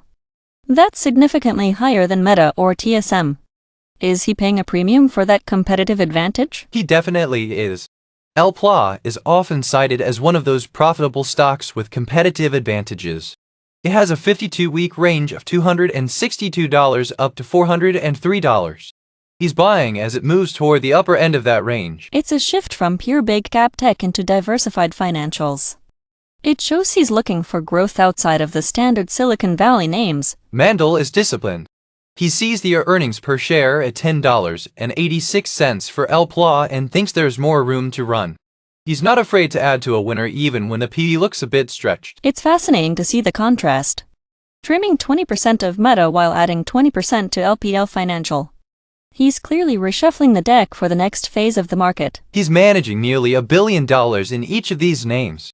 When you operate at that scale, every percentage move in allocation represents hundreds of millions of dollars in conviction. Mike, we left off talking about Stephen Mandel's high-level strategy.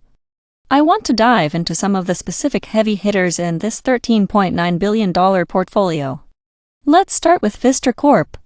It's actually one of his largest holdings at 6.7% of the total fund. Vistra is a fascinating case right now, Sarah. Even though it's a core position, Mandel recently reduced it by over 27%. It's been a rough ride lately. The stock dropped nearly 9% today alone. That's a massive daily move. And looking at the data, he's down about 21% on that position overall. What's the fundamental story there? Well, the price-earnings ratio is sitting around 49.9. It's a utility and power company, which usually implies stability, but the volatility has been intense. The 52-week range is wide, from $90 all the way up to $219. Mandel seems to be de-risking here by trimming that position significantly. On the flip side, he is getting very aggressive with Brookfield Corporation and Philip Morris International. He increased his stake in Brookfield by 81%. That is a huge conviction move. Brookfield now makes up over 5% of the portfolio, worth about $720 million. It's a classic Mandel play, high-quality alternative asset management. He also added 67% to his Philip Morris position. Philip Morris feels like a defensive pivot. It carries a 3.8% dividend yield. Exactly. It's a cash flow play. Even though the position is down about 4% overall, he's clearly doubling down on the value there. The price-to-earnings ratio is much more reasonable at 28 compared to some of his tech bets. Speaking of tech, I noticed some significant trimming in the Magnificent Seven types. He cut his Amazon.com position by 44% and Microsoft by nearly 35%. Is he losing faith in big tech? I wouldn't say losing faith, but he's definitely harvesting gains. His Amazon position is still worth $679 million, and he's up 10% on it. Microsoft is a bit different. He's actually down nearly 7% on that one. With Microsoft trading at $483 and a PE of 34, he might be looking for better growth elsewhere. Where is that growth coming from? Is it AppLovin? That's a 5.8% allocation. AppLovin is a big one, though he did trim it by 12% recently. It's a volatile stock with a PE of 73. But look at Carvana. That's been a home run for Lone Pine. They haven't touched the position recently, and they are up 19.5%. Carvana at $450 a share sounds incredible considering where it was a year ago. It really is. It represents 4.8% of the portfolio. The PE is sky high at 155, which tells you Mandel is betting on massive future earnings growth there. He's comfortable with that Tiger Cub style of high multiple growth. We also see a lot of new buy signals on the list. Broadcom, Shana Corp, and New Holdings. Shana stands out to me because the gain is staggering. Shana is the star of the portfolio right now, Sarah. He's up 78% on that position. It's currently worth over $520 million. Even with a PE ratio of 290, he's still buying. That shows incredible confidence in their networking hardware business. What about the fintech play with New Holdings? He just initiated a buy there. New Holdings is the parent of Nubank. It's a 3% allocation worth $444 million. It's already up 9% for him. He's also buying into C Limited and Etsy. These are classic e-commerce and digital finance plays that fit his historical research-heavy profile. It's not all smooth sailing, though. I see Flutter Entertainment is down 16% for the fund. Yeah, Flutter has been a drag. He trimmed that position by about 7%. It's a similar story with Talent Energy, where he's down nearly 12%. But Mandel is disciplined. He's adding to Talent slightly, about 9%, suggesting he thinks the market has it wrong. As we wrap up this look at Lone Pine, what's the big takeaway for you, Mike? Mandel is rotating. He's moving away from the crowded big-cap tech names like Microsoft and Amazon. He's shifting that capital into high-conviction growth like Shana and Carvana, while balancing the portfolio with heavy hitters in infrastructure and dividends like Brookfield and Philip Morris. It's a sophisticated balance of aggressive growth and defensive value. A $13.9 billion balancing act. Exactly. He's staying true to his roots, concentrated positions in companies with real competitive moats. Whether it's a tobacco giant or an AI-driven ad tech firm, the fundamental research is the driver. Great analysis today, Mike. That's a wrap on our deep dive into Stephen Mandel's latest moves at Lone Pine Capital. Thanks for listening to the Portfolio Report.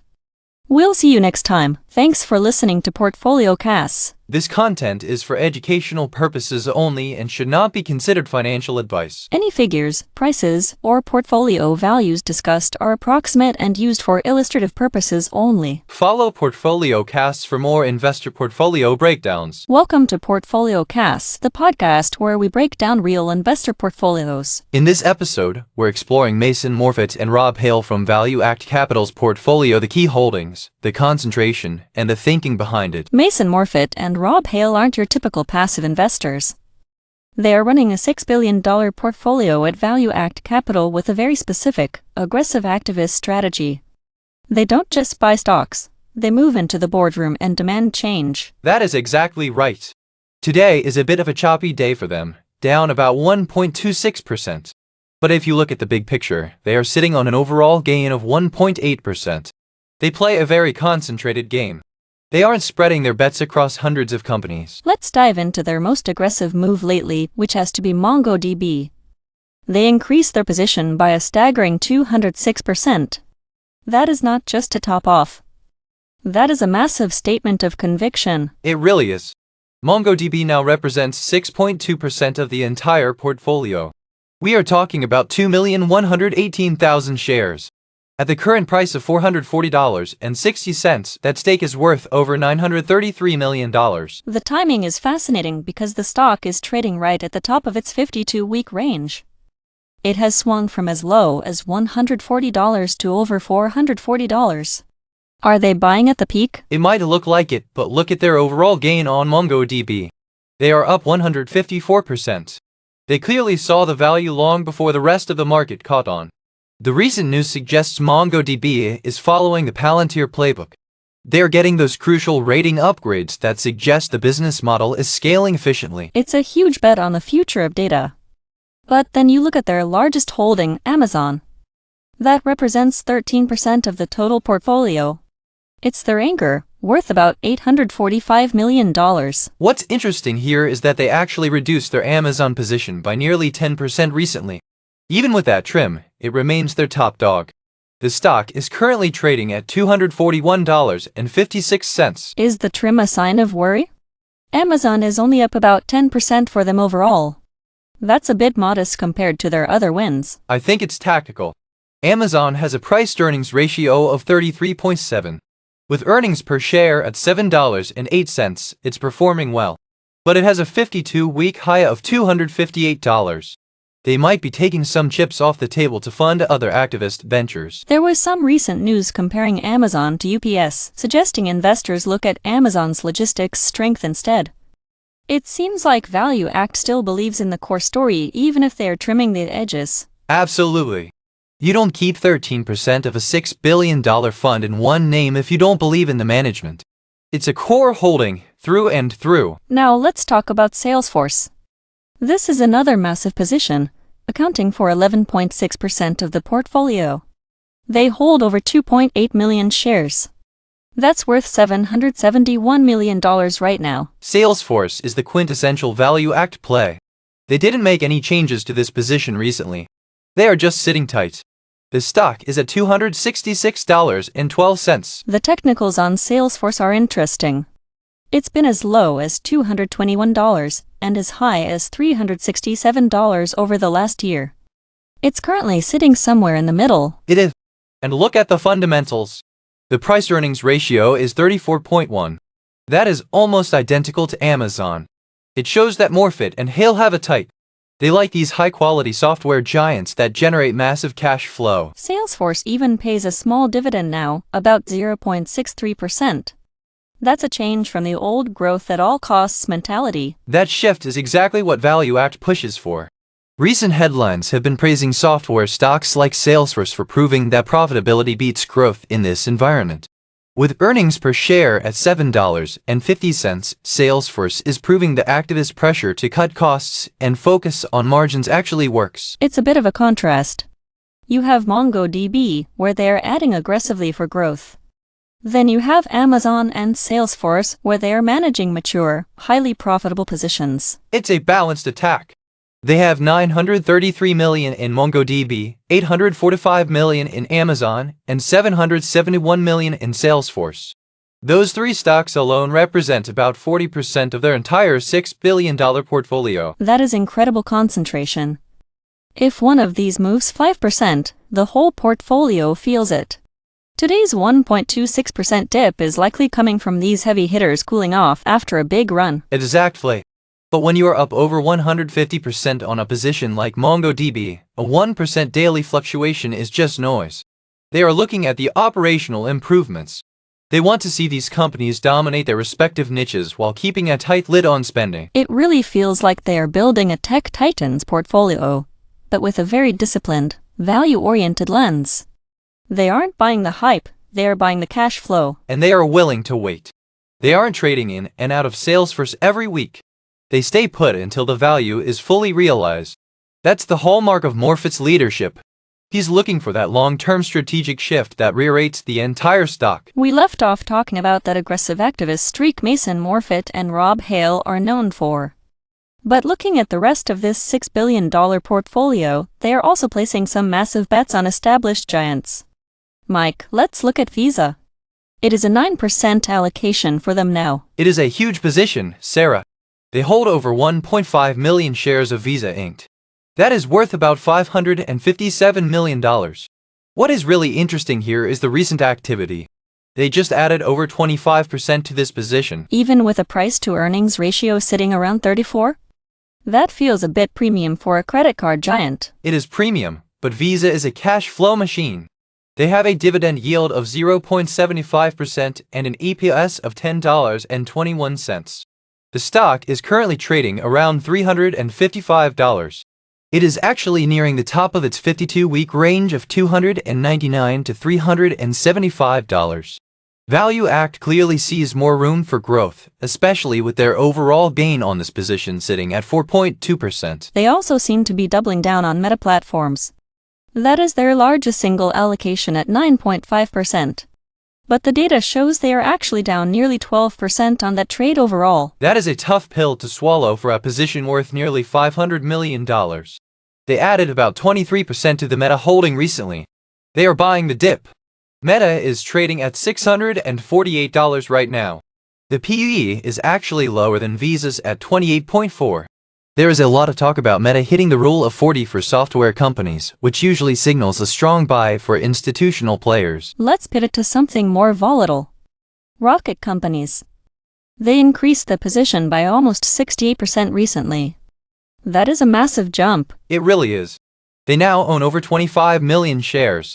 That is worth about $540 million. Rocket is trading at $21.28. It has been on a tear, nearly doubling from its 52-week low of $10.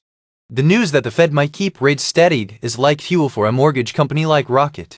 Value Act is sitting on a 9.8% gain there. But then we look at Roblox. It is 10% of the portfolio, but the losses are staggering. Mike, they are down nearly 45% on Roblox? It is painful to look at. They have over $327 million tied up in Roblox Corp. The stock is at $76, which is way off its 52-week high of $150. They actually trimmed the position by about 9% lately. It feels like they are reassessing the long-term viability of that metaverse play. Speaking of trimming, they also reduced their stake in Disney. They cut it by nearly 14%. Is the magic fading for them at the House of Mouse? Well, they still hold nearly $500 million worth of Disney. It is 8.5% of the total portfolio.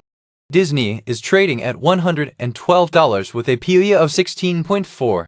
It is a very different valuation than the high flyers. Value Act has been very involved in Disney's boardroom discussions. This trim might just be some tactical profit-taking or rebalancing. We also see some movement in the sports and entertainment world. Formula One and Live Nation. They trimmed both of those, right? They did. They cut Live Nation by 27%. That is a significant move. Live Nation is trading at $143. They also trimmed both classes of Formula One Group, the LLYVK and LLYVA shares. Those positions are both down about 16% overall. Formula One has a sky-high PE of 136. It is a very expensive stock to hold if the growth isn't perfect. I noticed a new name on the list though. Toast Inc. It is a smaller position, only about 2% of the portfolio. It is a fresh buy. They picked up about 3.3 million shares worth $124 million. Toast is at $36.66. It is a restaurant tech play. High growth, high PE at 77. It fits that operational improvement theme Value Act loves. They want to get in early and help these tech platforms scale efficiently. Before we wrap up, we have to mention the outliers. Simpson Manufacturing and Insight Enterprises. Both saw double-digit trims this quarter. Exactly. They cut Insight Enterprises by 20%. That position is down 24% overall. Insight is trading at $85, which is near the bottom of its $77 52-week floor. It looks like they are losing patience with some of these underperformers to fund their newer bets like Toast and the additions to Visa. It is a $6 billion balancing act. You have these steady giants like Visa and Disney mixed with high-risk plays like Roblox and Rocket. And don't forget the activist layer.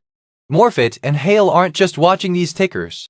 They are likely in the ears of these CEOs. Even with today's 1.26% dip, they are still up 1.8% overall. They are playing the long game. It is a fascinating look at how the pros handle a massive, concentrated portfolio. Thank you for the deep dive, Mike. My pleasure, Sarah. It's always interesting to see where the big money is moving. That wraps up our analysis of Value Act Capital's latest moves. For Mike, I'm Sarah. Thanks for listening to the Daily Portfolio Deep Dive. We will see you next time. Thanks for listening to PortfolioCasts. This content is for educational purposes only and should not be considered financial advice. Any figures, prices, or portfolio values discussed are approximate and used for illustrative purposes only. Follow PortfolioCasts for more investor portfolio breakdowns. Welcome to PortfolioCasts, the podcast where we break down real investor portfolios. In this episode, we're exploring Carl Icahn from Icahn Capital Management's portfolio, the key holdings, the concentration, and the thinking behind it. Carl Icahn is a name that still sends shivers through corporate boardrooms. He has spent over 5 decades as the ultimate activist investor. Today, we are looking at a portfolio worth over $8.3 billion.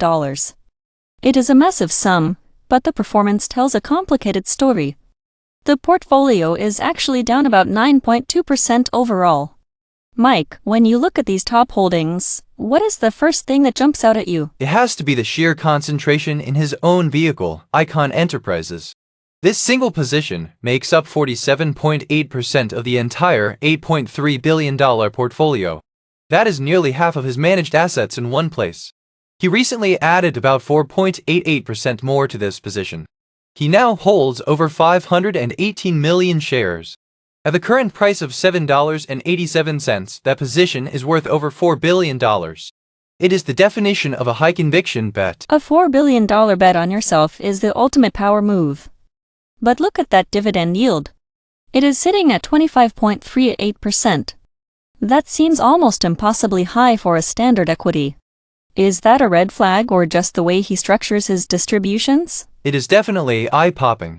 Usually, a yield that high suggests the market is pricing in a dividend cut. The stock has been under pressure lately. It is trading near the bottom of its 52-week range.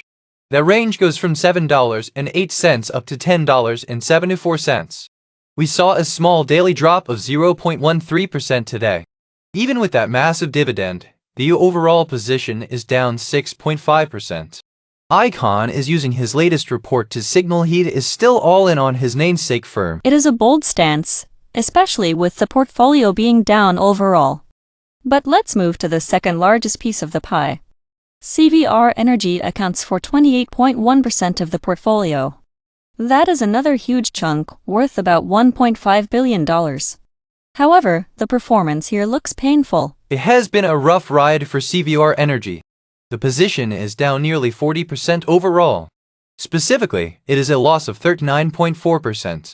Today alone, the stock dropped 3.79% to close at $22.10. This company operates in the petroleum refining and nitrogen fertilizer business. It is a volatile space. The 52-week range is wide, spanning from $15.10 to over $41. Despite that 40% loss, he hasn't touched the position recently. No buys or sells in the latest data. Do the fundamentals justify staying the course? The price-earnings ratio is sitting at 13.9. That is relatively modest. It also offers a solid dividend yield of 6.26%. There is some interesting news regarding regulatory shifts and potential tailwinds from Venezuela. Some analysts have actually upgraded the stock recently. They think the refining margins could improve. Icahn is known for his patience. He owns over 70 million shares. He is clearly waiting for a cyclical turnaround here. He is definitely not one to fold his cards early. But let's talk about a winner. EchoStar Corporation is a much smaller slice at 3.6%. But the numbers there are staggering. It is up over 65%. EchoStar is the star of the show right now. The stock surged over 5% today. It is trading at $126.07. If you look at the 52-week range, it is incredible. It went from a low of $14.90 to where it is now. Icahn has been buying more of this. He currently holds about 4.3 million shares. That stake is worth nearly $549 million. That is a massive recovery from those lows. What is driving that 65% gain? Investors are starting to see value in their satellite and spectrum assets. It was a stock many people brushed off a year ago. Icon saw something others didn't. He has been aggressively positioning himself as the company restructures. It fits his classic activist mold. He finds a distressed or ignored asset and waits for the market to realize its true worth. It is interesting to see the contrast. You have the massive core holding in Icon Enterprises. Then you have the struggling energy bet in CVR Energy. And then this high-flying success in EchoStar. It shows that even a legend like Icon deals with a lot of variance. The total portfolio gain today was 0.76%. That is a small win in a challenging year. It really highlights his strategy of long-term activism. He isn't trading these stocks for a quick 5% gain. He owns over 500 million shares of his own company. He owns 70 million shares of CVR Energy. These are massive, illiquid positions. He is essentially married to these businesses until he can force the change he wants to see. Let's look closer at the CVR Energy position. With a $1.5 billion stake, he has a lot of leverage there. If the Venezuela tailwinds materialize, how much of an impact could that have on the total portfolio? It would be significant. Since CVR Energy is 28% of the portfolio, a recovery would erase a lot of the current losses. Right now, the earnings per share for CVR is $1.65. It is a profitable company. It just isn't a popular one in the current market environment. Icon thrives in those unpopular spaces. He certainly does. And adding to Icon Enterprises recently shows he is doubling down on his own ability to find value. That 4.88% increase in his position is a statement of confidence. He is buying more even as the stock sits under $8. Exactly. He is buying near the lows. That is classic value investing. He is ignoring the daily noise. Even though the daily change was a slight loss, he is looking at the cash flow. That 25% dividend yield provides a lot of capital to reinvest. It is a self-sustaining machine if the underlying businesses perform. It's a high-stakes game. We are seeing over $5.5 billion concentrated in just those top two names. That is extreme even for a concentrated investor. It is. Most fund managers would be terrified of that level of concentration. But Carl Icahn isn't most fund managers. He is the one who makes the phone calls that change the direction of these companies. He is looking for the structural shift that unlocks billions. We are back to finish our deep dive into Carl Icahn's $8.3 billion portfolio. Mike, in the first half we touched on the massive energy and utility plays. But let's look at Southwest Gas Holdings. It represents 5.2% of the total portfolio. I see he actually reduced this position by nearly 20% recently. What is the play there? Southwest Gas is a fascinating one, Sarah. The current price is $81.60. Even though he trimmed the position, he still holds over 6 million shares. That is worth roughly $492 million. It has a very reasonable price-to-earnings ratio of 12.7. The dividend yield is sitting at 3.06%. He is currently up about 4.2% on this trade. And I saw they are due to pay a dividend of 62 cents per share soon. Is this just a steady income play for him now? It seems that way. The stock is trading near the top of its 52-week range of $64 to $83. By trimming 20%, he is likely just taking some chips off the table. He is locking in those gains while the price is high. Let's move to one that really jumps out on the spreadsheet. CVR Partners or UN. That dividend yield is eye-popping. It is staggering, Sarah. We are talking about a 10.93% dividend yield. The stock is trading at $113.12. It makes up about 4.1% of his portfolio. Icahn hasn't changed this position recently. He was sitting on a 25.5% overall gain here. With a PE ratio of only 9, it still looks undervalued despite the price being near its 52-week high. A 25% gain plus a 10% dividend? That is a classic Icahn home run. But it hasn't all been smooth sailing. What is happening with international flavors and fragrances? This is a position where he is actually doubling down. He added over 26% to his stake recently. It now accounts for 3.2% of the portfolio. The price is around $68.96. He is up about 12% overall. However, the recent news suggests mixed share price performance. Analysts are debating the valuation after the stock hit $88 earlier this year. Icon clearly thinks there is more juice in the squeeze. Speaking of doubling down, look at Century Holdings. He increased that position by nearly 70%. That is a massive high-conviction move. Century is 2.5% of the portfolio now. He holds over 10 million shares worth $291 million. The stock is at $26.89. What is interesting here is the news. Century just secured over $870 million in new commercial awards. Icon is likely betting on that growth. Though, the PE ratio is technically over 1,000 right now because earnings are just starting to normalize. He is already up 27% on this one. That is a huge vote of confidence. Now we have to talk about the pain point in the room. JetBlue Airways. The stock is under $5. It fell nearly 6% today alone. JetBlue is a tough one. It is 1.8% of the portfolio. The current price is $4.89. Recent headlines are literally saying there is no margin of safety for this stock. It has been volatile, swinging between $3 and $8 over the last year. Icon is currently down about 0.6% on the position. He hasn't moved on it recently. He might be waiting for a restructuring or a board fight to really take shape. He is also in American Electric Power and SandRidge Energy. Those seem like more traditional Icon value plays. Exactly. American Electric Power is a $140 million position. It has a steady 3.25% dividend.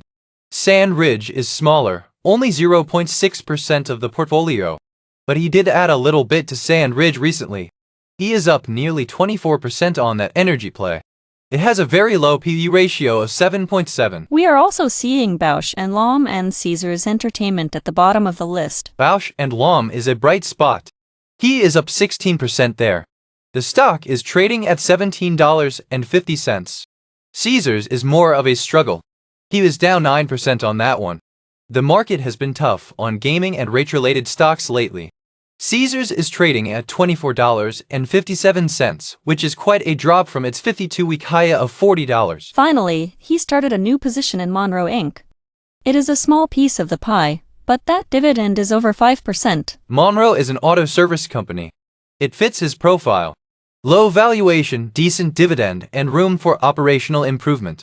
He is already up 15% on that entry. When you look at the big picture, the portfolio is worth $8.3 billion. But he is down 9.2% overall. That has to be frustrating for a legend like Icon. It shows that even the greats have down years. He is heavily weighted in sectors that have faced headwinds. But look at his recent activity. He is buying more of what he believes in, like Century and IFF. He is trimming the winners like Southwest Gas. He is still very much in the game. He is hunting for value where others see risks. It is a masterclass in activist patience. Even with a 9% total loss, he is still collecting those massive dividends from CVR Partners and American Electric Power. He is getting paid to wait for his catalyst to hit. That is the Icon way. He doesn't just buy stocks. He buys companies he can change. We will be watching those JetBlue and Caesars positions very closely in the coming months. If history is any guide, he won't stay quiet for long if those prices don't recover. A fascinating look at a legendary portfolio. For Mike, I'm Sarah. Thank you for joining us for this deep dive into Icon Capital Management. Always a pleasure. Watch those margins. Thanks for listening to PortfolioCasts. This content is for educational purposes only and should not be considered financial advice. Any figures, prices, or portfolio values discussed are approximate and used for illustrative purposes only. Follow PortfolioCasts for more investor portfolio breakdowns. Welcome to PortfolioCasts, the podcast where we break down real investor portfolios. In this episode, we're exploring Bill Gates from Bill and Melinda Gates Foundation Trust's portfolio, the key holdings, the concentration, and the thinking behind it. Mike, we are looking at one of the most significant institutional portfolios in the world today. The Bill and Melinda Gates Foundation Trust is currently valued at $37.7 billion. That is a staggering amount of capital to manage. It really is, Sarah. And what strikes me immediately is the performance. They are seeing an overall gain of 3.1%. Today alone, the portfolio moved up 0.64%. That is a solid gain for a fund of this size. It shows that their focus on quality is paying off. They don't just chase trends. They look for companies with massive competitive moats.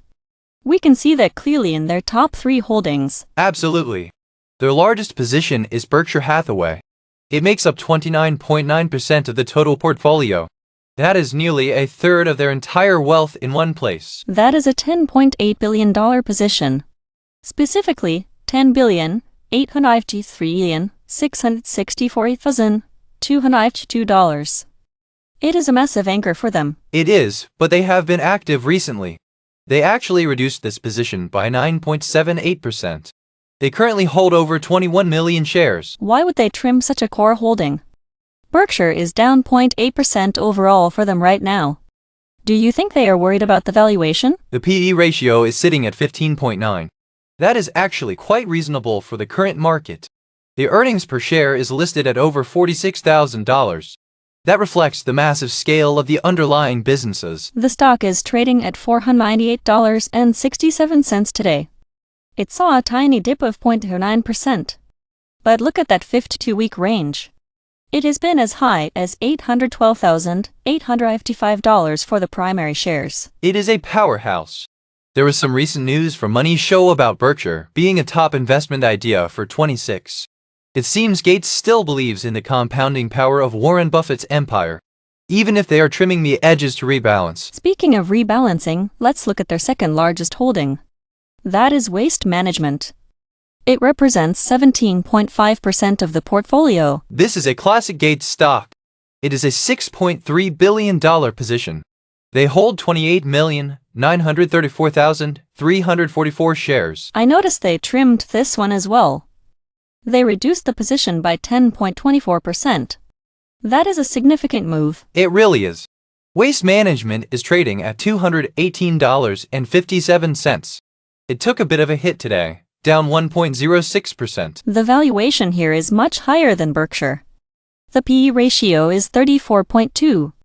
Does that concern you for a utility-style business? It is definitely on the high side. That might be why they are taking some chips off the table. The dividend yield is 1.49%. It is a safe yield, but not a huge one. The 52-week range is between $194 and $242. They are still up near the top of that range. There is also news in the sector. QXO is raising $1.8 billion for acquisitions. That could change the competitive landscape. Waste Management is the king of the mountain, but they have to stay sharp. Their third largest holding is another infrastructure play. Canadian National Railway. This makes up 13.4% of the trust. This position is worth over $5.1 billion. They have over 51 million shares. It is one of their better performers recently. They are seeing an overall gain of 4.9% on this one. It is trading at $98.95.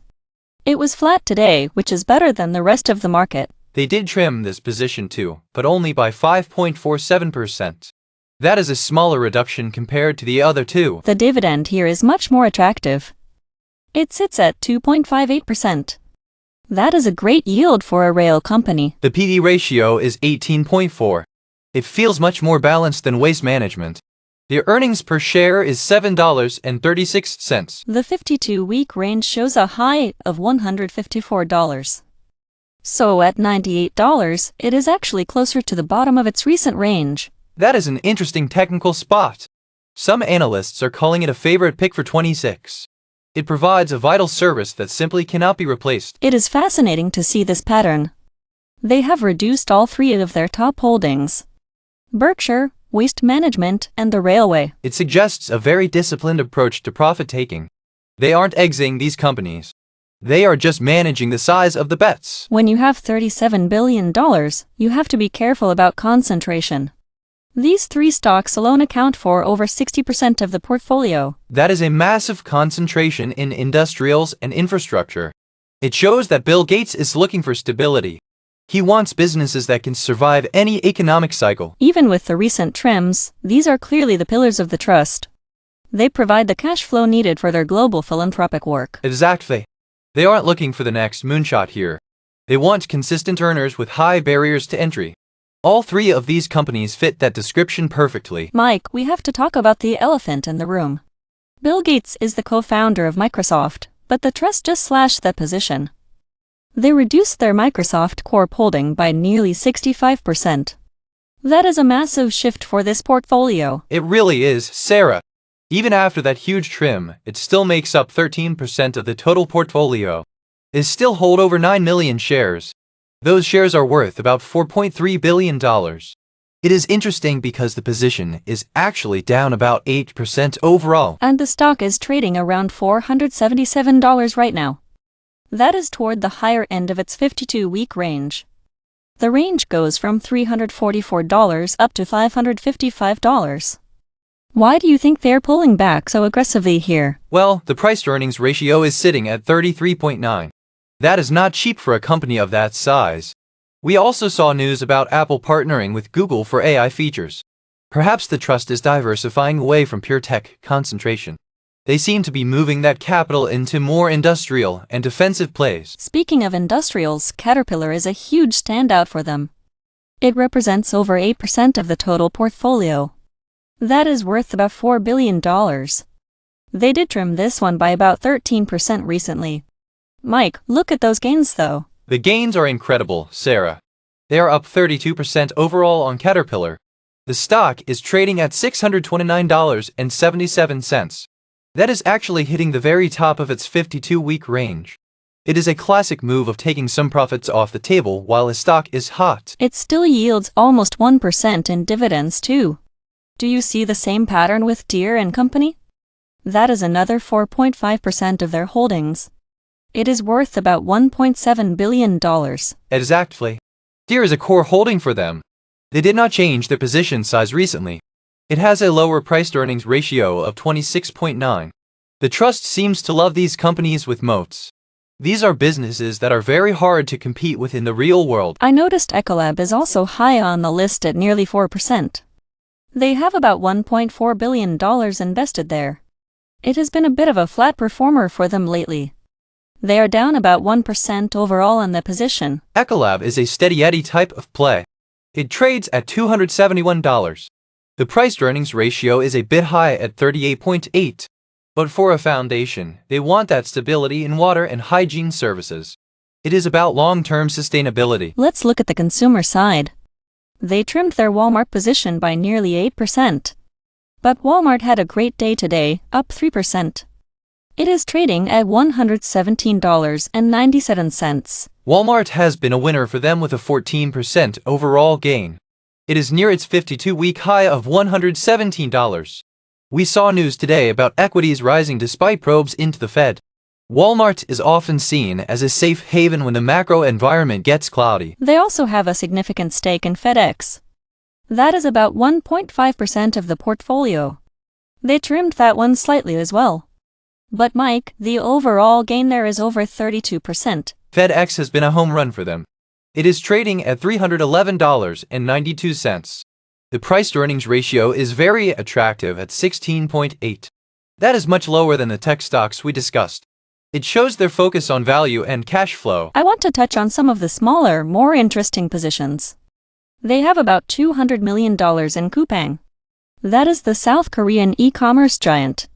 That one has to hurt a bit.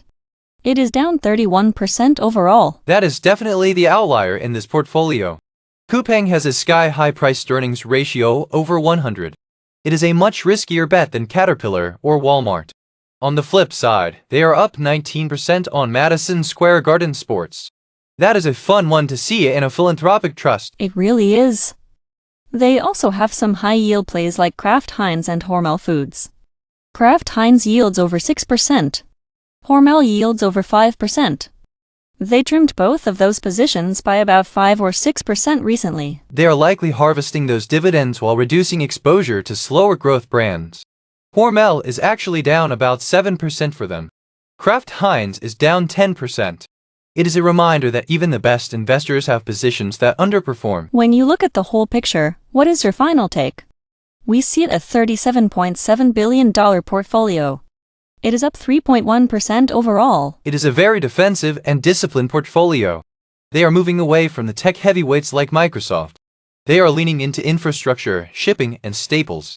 They want companies with high earnings per share, like Caterpillar at $19. It feels like they're preparing for a more volatile market. They are locking in gains on the winners. They are keeping a lot of old economy stocks that pay reliable dividends. Precisely. They are focused on quality and competitive positions. Whether it is trash collection with Waste Connections or beer with Anheuser-Busch. They want businesses that will be here in 50 years. It is about protecting the capital that funds their global initiatives. That is a great place to wrap up our analysis. The Gates Foundation Trust remains a masterclass in institutional diversification. Thank you for joining us for this deep dive into one of the world's most watched portfolios. I'm Sarah. And I'm Mike. Thanks for listening. Thanks for listening to PortfolioCasts. This content is for educational purposes only and should not be considered financial advice. Any figures, prices, or portfolio values discussed are approximate and used for illustrative purposes only. Follow PortfolioCasts for more investor portfolio breakdowns. Welcome to PortfolioCasts, the podcast where we break down real investor portfolios using publicly available data. In this episode, we're analyzing Bill Miller from Miller Value Partners based on their latest reported 13F filing, exploring the key holdings, portfolio concentration, and what the positioning might tell us about their thinking. Bill Miller doesn't follow the crowd. He built his entire reputation on being the ultimate contrarian. That is an understatement. He famously beat the S&P 500 for 15 consecutive years. That is a record most fund managers can only dream of. He looks for the wreckage. He wants the stocks that everyone else has given up on. Today, his portfolio at Miller Value Partners is worth over $300 million. $300.9 million to be exact. It is a very concentrated, research-intensive approach. He isn't afraid to place big bets when he thinks the market is wrong. We have to start with his top holding. Nabbers Industries is a massive part of this portfolio. It makes up 10.1% of the total value. It is a $41.7 million position. He actually added to it recently. He increased his stake by 7.85%. That is a huge move for a top position. The stock is currently trading around $62.06. The fundamentals here are wild. The PE ratio is sitting at a 4.0. That is incredibly low for a company with an EPS of $12.70. He is already up big on this one too. His overall gain is 51.8%. He is riding the momentum. The stock is near the top of its 52-week range. It has traded between $23 and $69 over the last year. There was some big news recently as well. An analyst gave Nabbers a double upgrade. That usually brings a lot of institutional eyes to a stock. Miller beat them to it. He was already positioned. It gained 0.3% today, which shows some nice resilience. It seems like he is leaning into his winners. But then you look at his second largest holding, Lincoln National Corp. This one is interesting. It represents 7.7% of the portfolio. That is worth about $21.2 million. But he didn't add here. In fact, he reduced the position by over 8.5%. He might be taking some chips off the table. The stock was down 1.49% today. It is currently priced at $40.90. The valuation is even lower than Nabbers. The PE ratio for Lincoln National is only 3.7. It is a classic value play. It also pays a very healthy dividend yield of 4.34%. His overall gain on Lincoln is much smaller.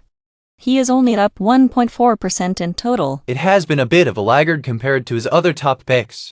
The 52-week range is $27 to $46. So it is sitting in the upper half of that range. Recent news suggests investors should hold the stock for now. It seems Miller is doing exactly that, just with a slightly smaller slice. He is managing the risk. When you have 7% of a $300 million fund in one insurance name, you watch it closely. Let's move to the third spot. USA Today Company trading as T-Day. This is another significant core holding. It makes up 5.2% of the portfolio. That is a $20 million position. He is up big here too. His overall gain is over 44%. And he is still buying. He added 3.62% to this position recently. Even though the stock took a hit today, it was down nearly 2.5%. That is the Miller way. He sees a 2% drop as a buying opportunity if the thesis is intact. The current price is $5.96. It is trading very close to its 52-week high of $6.17. The low for the year was $4.33. The PE ratio is 9.1. That is higher than the others we discussed, but still very modest.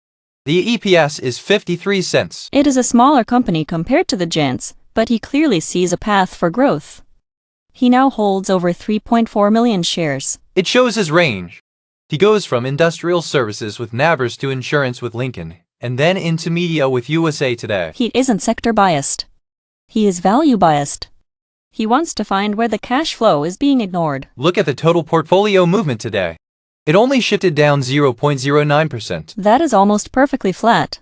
Even with some of these individual stocks moving 2%, the overall portfolio stayed steady. That is the benefit of his diversification strategy. He has these massive winners like Nabors and USA Today offsetting the daily volatility. His total gain across the whole portfolio is 10.6%. In this market, that is a very solid performance for a deep value investor. It proves his research-intensive model still works. He isn't chasing the high-flying tech stocks that everyone else is talking about. He is looking at the numbers. He is looking at these low PE ratios and seeing a margin of safety. That margin of safety is what lets him sleep at night when he has $40 million in a single drilling company. Mike, we just spent the first half of the show talking about Bill Miller's legendary status. Now I want to get into the weeds of the current Miller Value Partners portfolio. Where are the big bets right now? It is a fascinating mix of deep value and aggressive contrarian plays. One of his largest positions is actually Gray Media Inc. It makes up 7.6% of the total portfolio. This is a classic Miller move. The stock is trading at $4.46. That is near the bottom of its 52-week range. That sounds like a tough one to hold. What do the numbers look like? It is definitely painful right now. The portfolio is down 22.8% on this position. But look at the fundamentals. The price-to-earnings ratio is a tiny 5.7. Plus, it pays a massive dividend yield of 7.13%. Miller is being paid to wait for a turnaround here. He did trim the position by about 2.5% recently. He also has a huge stake in Quad Graphics, right? That is about 6% of the portfolio. It is another out-of-favor name. It trades at $6.34. The dividend yield there is 4.67%. He trimmed this one slightly as well.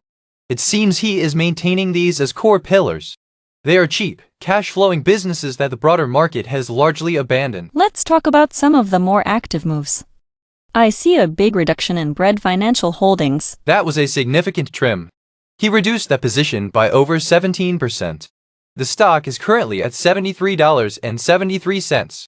It has been a winner for him with an overall gain of 32%.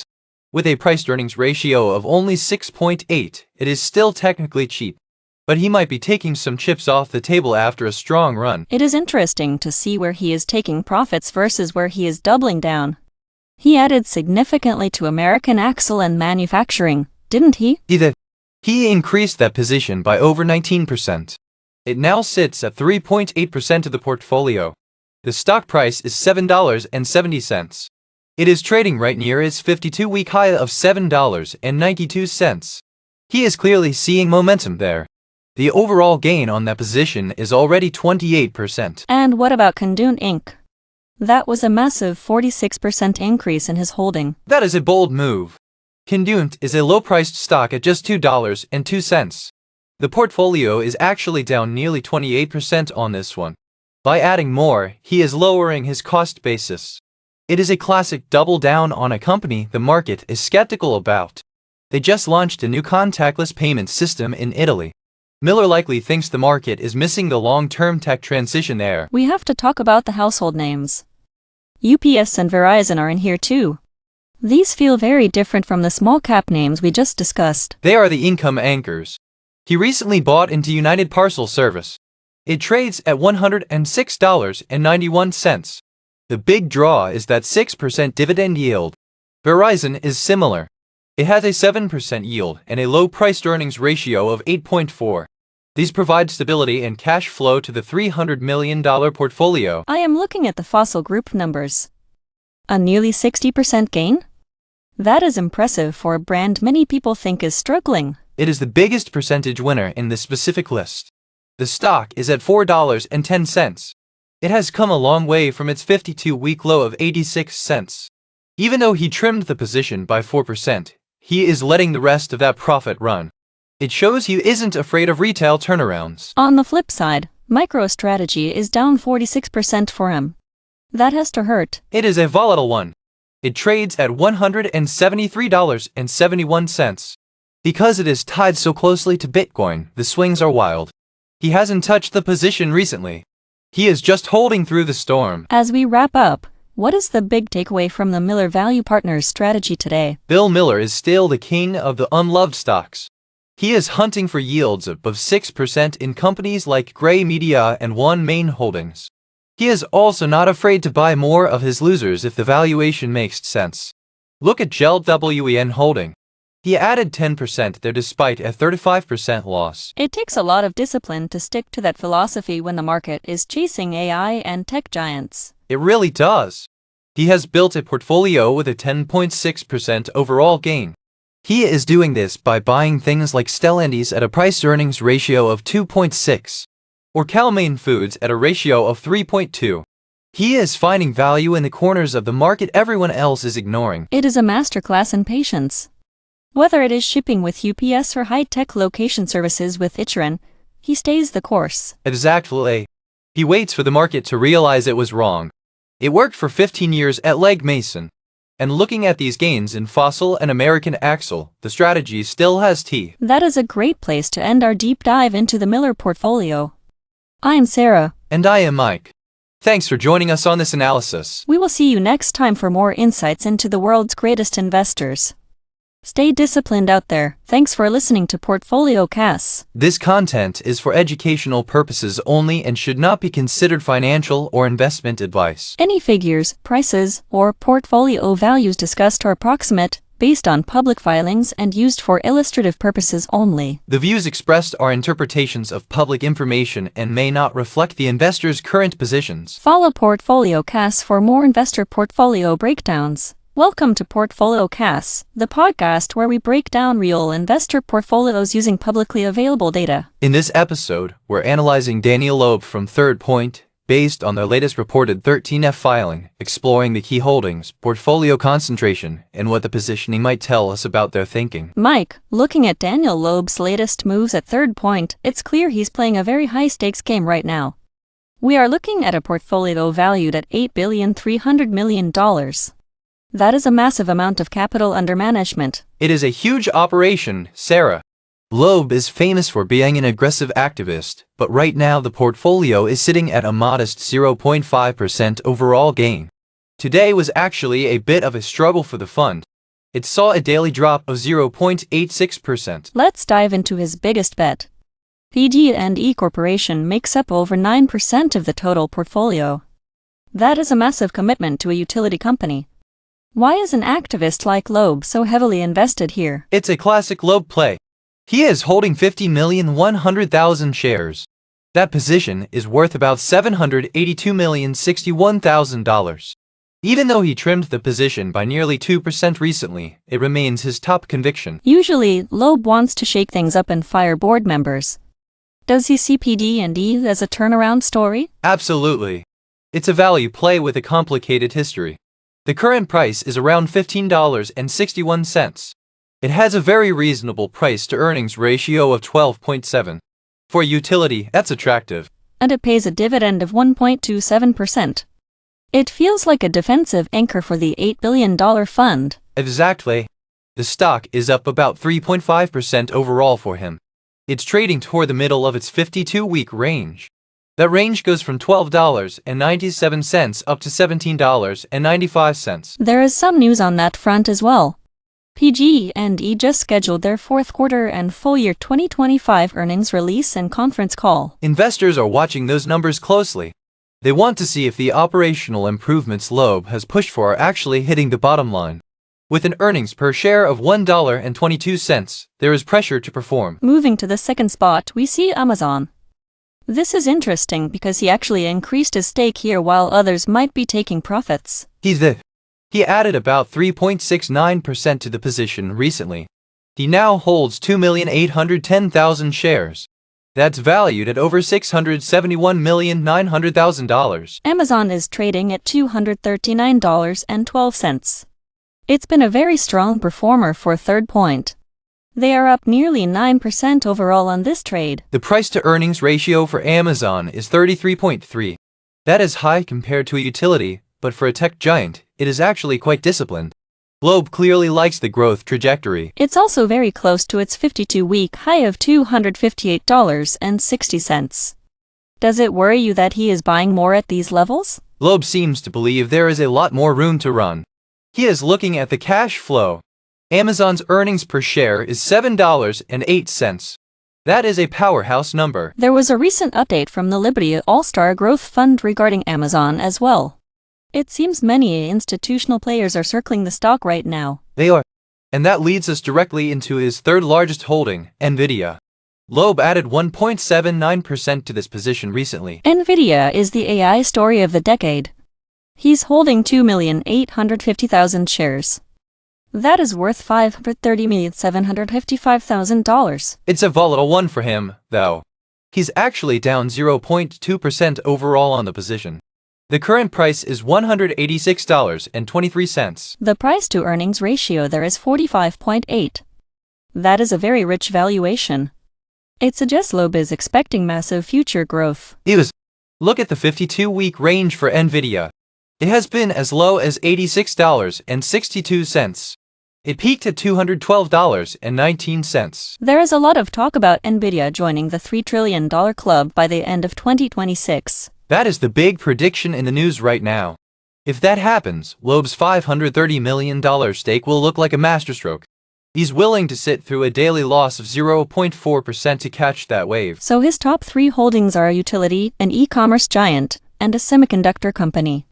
That accounts for roughly 23% of his entire portfolio. It's a barbell strategy. He has the stability of PG and E on one side. Then he has the aggressive growth of Amazon and Nvidia on the other. It's a shift from his traditional activist roles where he might target a struggling consumer brand. Here, he's betting on infrastructure and innovation. He's following the money. The utility sector provides the power for the data centers that Nvidia and Amazon use. It's all interconnected. But he did trim PG&E. Why reduce the top holding if you believe in the infrastructure play? It might just be simple rebalancing. When a position reaches 9% of an $8 billion fund, you have to manage the risk. A 2% trim is just a haircut. Meanwhile, adding to Amazon and Nvidia shows he is leaning into the tech momentum. He's putting more capital into names that have high earnings per share. Amazon's $7 EPS and Nvidia $4 EPS are the engines here. He's betting that these companies will continue to dominate their respective markets. Even with the daily dip in the portfolio, Globe is playing the long game.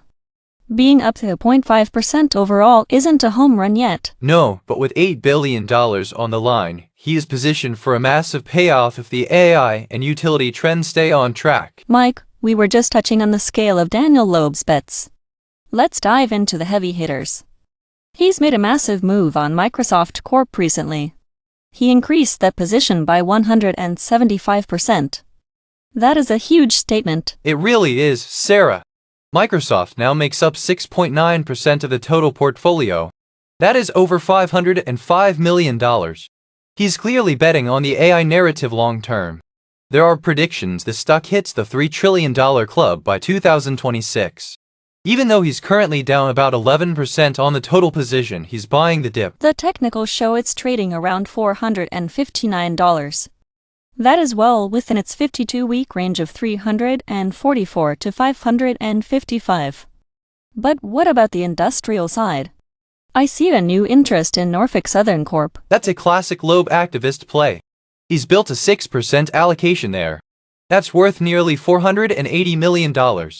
The rail regulator just sent a huge $71 billion deal back for a redo. This creates exactly the kind of friction Loeb loves. He wants to see operational improvements to unlock value. He's also looking at Union Pacific Corp with a $200 million stake. It seems he's very bullish on the rails right now. But I noticed he's cooling off on semiconductors. He reduced Taiwan semiconductor manufacturing by 23%. He's taking profits there, Sarah. His overall gain on TSM is over 22%. The position is still worth $376 million. Some analysts are downgrading the stock after its best quarter ever. Loeb is likely just locking in those gains while the PE ratio sits at 25. Let's talk about the consumer side. I'm fascinated by Casey's General Stores. He added nearly 39% to that position recently. Casey's is a momentum darling right now. It's trading at $640, which is right at its 52-week high. Loeb has $320 million riding on this one. It's up 13% for him overall. It's a very steady, high-performing retail play. Speaking of high performers, look at Comfort Systems USA. That stock price is incredible. It's trading at over $1,119. It's a monster. Loeb is up 35% on that position. He added about 8% more recently. Even with a PE ratio of 46, he seems to think there is more room to run. It's a $223 million position for him now. On the flip side, not everything is green. Flutter Entertainment is a bit of a sore spot. He's down over 25% on that one. Yeah, that's a tough one. He actually added a bit more recently, but the daily change was a 6% drop. It's a $211 million position. He's fighting the trend there. The 52-week range is broad, but it's currently sitting at the bottom end near $188. What about the energy sector? I see some big trims in Vistra Corp and Talon Energy. He's retreating there. He slashed the Talon Energy position by 55%. Both Vistra and Talon saw double-digit percentage drops today. He's clearly rotating out of those power plays. Maybe he thinks the easy money in the utility trade has been made. He's also playing in the financial space with Capital One and LPL Financial. He trimmed both of those slightly. Capital One is still a 3.5% allocation, though. Capital One has been good to him. He's up 12% there. He's holding $331 million worth. It's interesting to see him balance these with high yielders like Brookfield Corp. Brookfield is yielding over 7% right now. Before we wrap up, we have to mention the smaller, more speculative bets. He has a small position in Aurora Innovation. It's only the tiny fraction of the portfolio, but he's up 121% on it. That's the Loeb style. He has these core, massive positions like Microsoft and Norfolk Southern. But then he peppers in these high upside tech plays. He even has a $56 million stake in Core Scientific, the Bitcoin miner. That was a new buy recently. It's an $8.3 billion balancing act. He's managing a lot of moving parts. Today the portfolio was down slightly, but he's still in the green overall. It's all about the activism. He's not just buying stocks, he's buying seats at the table. Whether it's rails or tech, he wants a say in how these companies are run. That's why he's one of the most watched men on Wall Street. It's a fascinating look at how a master strategist moves. From $1,000 stocks like Comfort Systems to deep value plays in the rails. He's positioned for a very specific type of market. One that rewards efficiency and aggressive management. We'll be watching those Microsoft and Norfolk Southern positions very closely in the coming months. Thanks for the deep dive, Mike. That's the breakdown of Third Point's current landscape. For more portfolio analysis, stay tuned to our next deep dive. I'm Sarah. And I'm Mike. Thanks for listening. Thanks for listening to PortfolioCasts. This content is for educational purposes only and should not be considered financial or investment advice. Any figures, prices, or portfolio values discussed are approximate, based on public filings and used for illustrative purposes only. The views expressed are interpretations of public information and may not reflect the investor's current positions. Follow PortfolioCasts for more investor portfolio breakdowns. Welcome to PortfolioCasts, the podcast where we break down real investor portfolios using publicly available data. In this episode, we're analyzing David Einhorn from Greenlight Capital, based on the latest reported 13F filing, exploring the key holdings, portfolio concentration, and what the positioning might tell us about their thinking. Mike, when you look at David Einhorn's current portfolio, one name just jumps off the page. Green Brick Partners represents over 27% of his total value. That is a staggering amount of concentration for a $2.7 billion fund. It really is, Sarah. Most managers would cap a position at 10 or 15%. Einhorn has nearly $695 million riding on this one homebuilder. It shows his absolute confidence in their business model. He hasn't made any recent moves on it though. The position stayed steady this quarter. But the stock took a 1% dip today. Does that worry you? Not in the context of his long-term strategy. The stock is trading around $73.44. It is still comfortably within its 52-week range of $50 to nearly $78. And the fundamentals look pretty robust for a value play. I see a price-to-earnings ratio of 9.5. That feels like a classic Einhorn find. Exactly. He loves companies that are misunderstood by the broader market. Green Brick has shown incredible margin strength recently. They are actually outperforming competitors like Smith Douglas in operational efficiency. Their earnings per share is sitting at $7.68.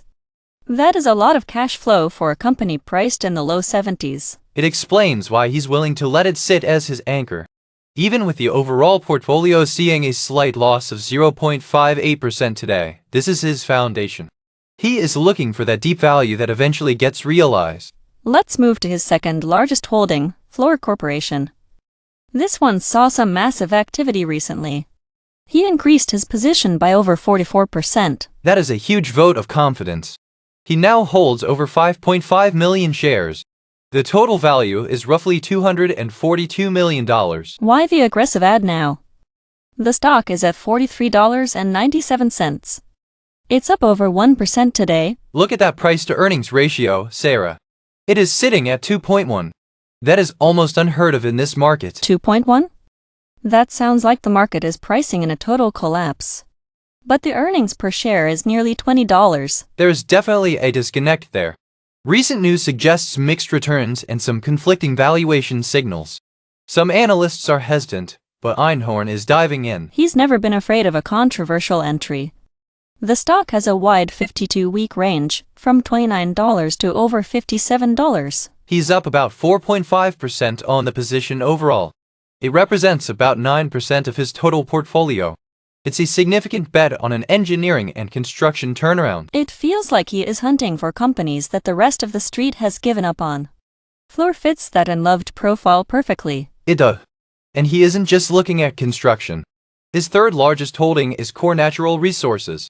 That makes up about 7% of the portfolio. This has been a real winner for him lately. He's up over 16% on this position. The current price is $97.11. It's a high-conviction play worth over $209 million. Even though it dipped slightly today, the long-term trend is very strong. I noticed the dividend yield is quite low at 0.41%. This isn't an income play, is it? No, this is pure capital appreciation.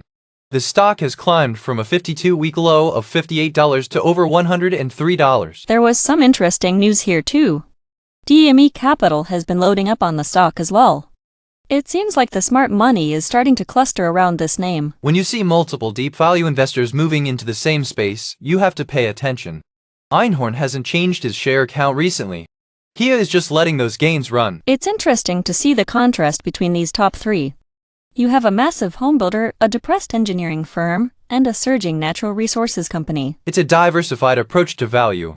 He is betting on physical assets and infrastructure. These aren't speculative tech companies. Right, he's staying far away from the high multiple growth stocks. Even his biggest holding, Green Brick, has that low PE of 9.5. He is looking for a margin of safety. If the market gets volatile, these companies have real earnings to back them up. Fluor is the one that really gets me. That PE of 2.1 is just wild. Mike, do you think the market is missing something big there? Usually, a PE that low implies a one-time gain or a major risk on the horizon. But Einhorn does the deep forensic accounting. He likely sees a path to normalized earnings that the market is ignoring. And increasing the stake by 44% recently proves he's not just dipping a toe in. He is jumping into the deep end. He's managed a 6% overall gain on this portfolio so far. In a market that's been very top-heavy with tech, that's a solid performance for a value-focused strategy. It's all about the contrarian mindset. While everyone else is looking at AI chips, he's looking at bricks and mortar and industrial construction. It takes a lot of discipline to hold nearly 30% of your wealth in a single homebuilder. Most people would have trimmed that gain long ago. But that's the greenlight way. They hold until the value is fully recognized or the story changes. The total value of $2.7 billion gives him enough scale to move markets. When he speaks at conferences about these names, people listen. We are seeing that play out with core natural resources. The 16% gain shows his timing was excellent. It's nearing the top of its 52-week range. It's currently at $97. If it breaks that $103 resistance, it could really take off. It's a fascinating snapshot of where the old-school value guys are finding opportunity today. These top 3 positions alone account for nearly 44% of his entire portfolio. It's a very top-heavy strategy. He isn't interested in owning 100 different companies. He wants his best ideas to move the needle. Mike, we spent the first half of the show marveling at that massive green brick position. But looking at the rest of the $2.7 billion portfolio, there is a lot of diversification. Brighthouse Financial really stands out as the next major pillar. It represents 5.8% of the total value. It is a significant position, Sarah. Einhorn actually added about 1.16% to this stake recently. Right now, it is trading around $64.04. What really catches my eye is the valuation. The PE ratio is sitting at an incredibly low 3.8. That is almost unheard of in this market. Is there a catch? Well, the news is a bit mixed. There are reports of Brighthouse Financial being acquired. However, some analysts are still waving a sell rating on their preferred shares. The stock has a 52-week range between $42 and $66. It is currently trading near the top of that range.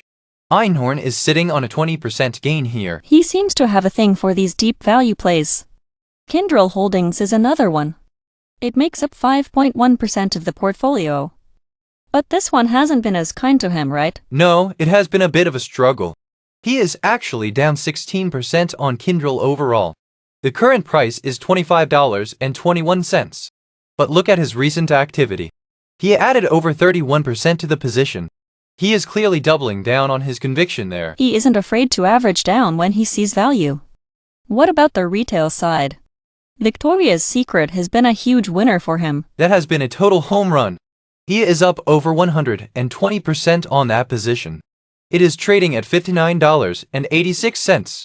Most interestingly, he recently increased his stake by nearly 118%. He is chasing the momentum on this one. He believes the brand turnaround is the real deal. It is rare to see a value investor buy more after a stock doubles. It shows he thinks there is still plenty of room to run. Now let's talk about Teva Pharmaceuticals. That used to be a classic broken company. It was, but the narrative is changing. Analysts are now calling Teva a growth story rather than just a turnaround. It is 3% of his portfolio. The price is $31.76. He hasn't made any recent changes to the position. He is just sitting on a 57% gain. That is a very comfortable position to be in. I notice he is also playing the energy sector through Weatherford and DHT Holdings. Weatherford is a solid 2.6% of the book. He is up 22% there. But DHT Holdings is the one income investors might like. It has a dividend yield of 5.57%. The price is $13.26. It recently got a boost from news about U.S. control of Venezuelan oil exports. It seems like he's balancing high-growth retail with steady dividend payers. But he did trim some notable names. Penn Entertainment and HP are smaller now. He reduced Penn by nearly 10%. That position is down 25% overall. It hasn't been the winner he hoped for. And he almost entirely exited HP Inc. He slashed that position by 90%. It is now just 0.3% of the portfolio. He clearly found better places for that capital. Like healthcare? He made a massive move in Centene Corp. Huge move. He increased his stake in Centene by nearly 86%. It now makes up 2.2% of his holdings. The stock is at $47.75. He also holds Cigna Group, though that is a smaller 1.1% stake. He seems to be betting on a recovery in managed care. We also have to mention his hedge. He added over 3% to his gold trust position. The GLD position is worth over $73 million. It is a classic Einhorn move. He uses gold to protect against currency debasement or macro shocks. It is up 18% for him. It's a nice safety net while he takes big swings on stocks like Victoria's Secret. When you look at the whole picture, what is the key takeaway? It is all about the green light process. He finds companies with low PE ratios like Brighthouse. He sticks with them even when they drop, like Kyndryl. But he also knows when to press his advantage on winners. The portfolio is up 6% overall despite some big losers. It really shows that you don't have to be right on every single trade. If your winners like Green Brick and Victoria's Secret are big enough, they carry the team. Exactly. He manages over $2.7 billion with a very specific vision. He isn't following the crowd into expensive tech. He is looking for cash flow and misunderstood assets. It's been a fascinating look at one of the greats. Mike, thanks for breaking down the data for us. My pleasure, Sarah. It's always interesting to see where the smart money is moving. That wraps up our analysis of David Einhorn's current portfolio. Thank you for joining us on the podcast. We will see you next time. Thanks for listening to PortfolioCasts. This content is for educational purposes only and should not be considered financial or investment advice. Any figures, prices, or portfolio values discussed are approximate, based on public filings, and used for illustrative purposes only. The views expressed are interpretations of public information and may not reflect the investor's current positions. Follow PortfolioCasts for more investor portfolio breakdowns. Welcome to PortfolioCasts, the podcast where we break down real investor portfolios using publicly available data. In this episode, we're analyzing Warren Buffett from Berkshire Hathaway, based on their latest reported 13F filing. Circumflex Euros, exploring the key holdings, portfolio concentration, and what the positioning might tell us about their thinking. Mike, when we look at a portfolio worth over $277 billion, it is hard not to feel a bit of awe. We are talking about the life's work of Warren Buffett. He is the Oracle of Omaha. He has maintained a 20% annual return for over 60 years. Today the portfolio took a bit of a hit. It is down 3.68%. However, the overall gain is still sitting at a positive 3.8%. It is a massive operation, Sarah. Buffett always says he wants to buy wonderful businesses at fair prices. He wants to hold them forever. But forever is a long time. We are seeing some very interesting shifts in his top 3 holdings. These 3 stocks alone represent over half of his entire public equity portfolio. Let's start with the big one. Apple Inc. It is currently 22.7% of the total portfolio. That is a massive concentration for any investor. The current price is sitting at $255.50. But the big news here is the selling. Buffett reduced this position by nearly 15% recently. That 14.92% reduction is significant. He still holds over 238 million shares. That position is worth over $60 billion. It is still his largest bet by a wide margin. But you have to look at the valuation. The price-to-earnings ratio is 34.2. For a value investor like Buffett, that is getting quite expensive. It really is. Especially when you look at the 52-week range. The stock has been as low as $169. It hit a height of $288. At $255, it is definitely on the upper end of that range. Do you think he is worried about the growth? I think he might be. The earnings per share is $7.46. That is solid. But the dividend yield is quite low at 0.40%. There is also the AI factor. We saw some recent news from Jim Cramer. He suggested that Alphabet might be the only clear winner in AI right now. Buffett is very careful about technology cycles.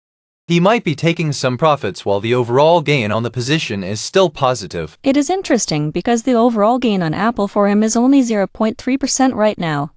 That suggests he has been buying at higher levels recently. Or perhaps the recent price drops have eaten into those legendary gains. Today alone the stock dropped over 1%. It is a high-stakes gain. But look at his second largest holding, American Express. This is a very different story. It makes up 18.8% of the portfolio. That is worth about $55.8 billion. And he didn't touch it. No recent changes to the position size at all. Exactly. He owns over 151 million shares. The stock had a great day today. It was up over 3%. It is currently trading at $368.21. This is a classic Buffett moat business. People love their Amex cards. The fundamentals look very strong here. The earnings per share is $15.08. That is double what Apple is producing per share. The PE ratio is also much more reasonable at 23.7. And the stock is hovering near its 52-week high of $387. It has come a long way from its low of $220. Buffett is sitting on an overall gain of nearly 11% here. It is one of his best performing large positions lately. Some analysts are even saying American Express is one of the best Buffett stocks to buy with $1,000 right now. It seems he trusts the consumer credit side of the economy. But then we look at his third largest holding, Bank of America. This is where things get a bit confusing. He reduced the